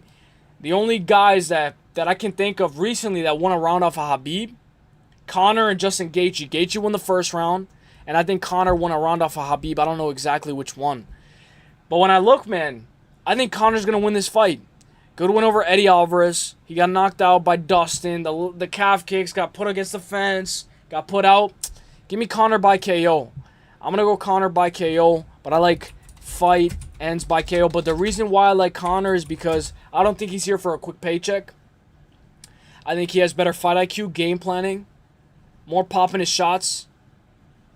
And I think that he's here to put Max Holloway's lights out, and he already beat him the first time. But, dude, he already beat Dustin the first time, and he lost twice to him. I'm going to go fight ends by KO. And give me Conor for the dub. But we'll see. We'll see. We'll see. All it takes is one. All it takes is one. But give me Conor for the dub. Let's see how this one plays out. I think Conor should be able to show out. Let me know what you guys think. But I'm going to go Conor. Give me Conor for the dub. I hope you guys really enjoyed this one. And let's go. Let's go. I'll give you guys my quick picks. I'm going to go Conor. I'm going to go Benoit Saint-Denis, Corey, Gable Stevenson, Loner Kavanagh, Damian Pinas, Ryan Gondra. Give me Cody Durden, Yanez, Luke Riley, Whitaker, and Tracy Cortez. I'm going Tracy Cortez over Kong Wang. No predictions yet. I think Tracy Cortez can beat Kong Wang. I really do. But let me know what you guys think. Let me know what you guys think. But yeah, guys. Luke Riley to win a decision. I think Luke Riley can even finish him. Yo, 170 is ridiculous for Max, but Conor got no shot, fam. Hey, What up, Gio? I hope you're having a great day. I'm actually going Conor, man. I'm going Conor. I know it sounds like, man, he's got no shot. He's going to get whooped. By the way, thank you so much, my brother. Thank you so much for the donation. But yeah, I'm going to go Conor. But yeah, maybe Max finishes him, right? Maybe Max finishes him by TKO, but give me Conor all day. I don't think he's here to play games. I'm going to go Conor. Maybe I'm falling into the hype. Maybe I'm falling into this. But I think he can also play mind games as well, you know? Max Holloway, he can shoot some takedowns, some half-ass takedowns. But I think Conor has better wrestling than Max as well. Dude, what are you saying? Defensively, Conor has way better takedown defense than Max. Offensively, maybe it's a coin flip. But give me Conor for the dub. I'm going to go Conor. But I told you guys my picks. I'll give you guys one more time. Conor, Benoit Saint-Denis, Corey, Gable, Loner Kavanagh, Damian, Ryan Gondra, Cody Durden, which I don't know about that fight. Adrian Yanez, Luke Riley, Whitaker, and Tracy Cortez. What the hell? I know, man. I know. What up, Tone K? I hope you're having a great day, man. Shout out to all the guys, man. Shout out to all the guys. But yeah, guys, I'm probably going to head out. I'm probably going to head out now because, guys, we've been going for a while. So I'm probably going to head out. But I hope everybody's having a great day. God bless. But I am going Conor, guys. Can we raid crossover MMA? Let me sip some water. What up, Tone K? I hope you're having a great day. I know, Yus is on that good shit. I'm on that good cushion of your heart. By the way, real quick, while I have Gio and Tone K here, dude, that Orange Cat segment was fucking funny, but awesome, and it showed me a lot, bro. Guys, I don't know if Gio and Tone K are still here, but, dude, I'm not gonna lie, like, I know this, that, whatever you guys say, I like how Orange Cat recaps what happened, and he explains even if he fucked up and he messed up with the date and he could have done this, given her less options, I fucking love how he explains it, and he's not afraid to say what happened, you know? Because even myself, you know, I'll be like, man, I don't think I want to share that on stream. But the thing about Orange Cat that I love, man, why are you saying love? Are you zesty? Is that he's able to, like, explain the story in detail. Even if maybe he can't recap what went wrong exactly, he's able to explain what happened. And he's able to basically tell the story like if it happened yesterday. Like, his memory is very good. And even if he fumbled the bag, even if he fucked up, him explaining all that stuff gives opportunities for him to learn this the next time. By the way, I think that he can have more success with a Latina. And another thing is, he can help other guys out telling that stuff, you know, like telling those stories. He helps a lot of guys out, you know, like we've all been in positions here and there where we don't know what to say, this and that. Like, dude, Orange Cat, like, I wish he never deleted his channel, and I also wish that, like, he would go live on Kick more because of the amount of stories that he's able to tell. Because he's very good at that. And I'll always give OC his credit, man. Win or lose, man, you live to fight another day. So shout out to OC, bro. And if you guys don't know, I'll link it right now. This is Kick. But yeah, he's funny, bro. He's actually funny as shit. And I think that he's actually very good at what he does. So yeah, give me I was gonna say give me Orange Cat for the dub. But yeah, this is OC's thing.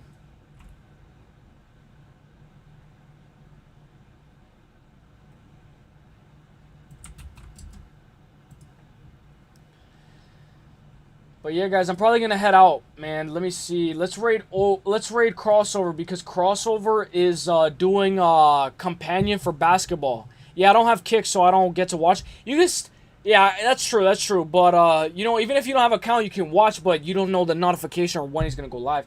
But guys, can we raid crossover MMA? Crossover MMA. Very quickly though, can I ask you guys to just drop a like on my most recent video very quick?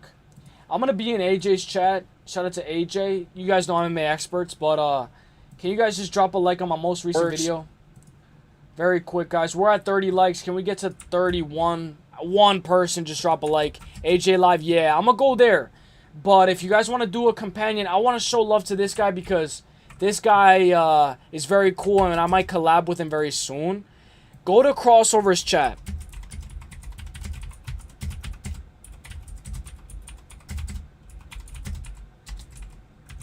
Thank you for the 10 jewels, Shiloh. I really appreciate that, bro. Shout out to all the guys. I'm going to head out, guys. God bless. Let's go to Crossovers chat. Go to my most recent video. Drop a like. You don't even have to watch the whole thing. Just drop a like. Boosting the algorithm. We're doing very good on that video. So God bless. Have a great day. Take care. And stay safe. Giyat. Hey, I'm dropping a video soon, so I'm not going to be live tomorrow. I'll give you guys the thing. Probably...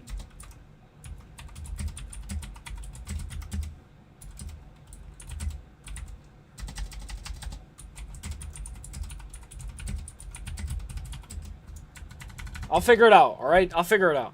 But alright, guys, have a great day. God bless. Go show Crossover some love. You didn't even have to tell him that I sent you. Have a great day. God bless. Giyat. I'll see you guys in the next one. Peace. Go show my video some love. Hey, stay happy, stay healthy.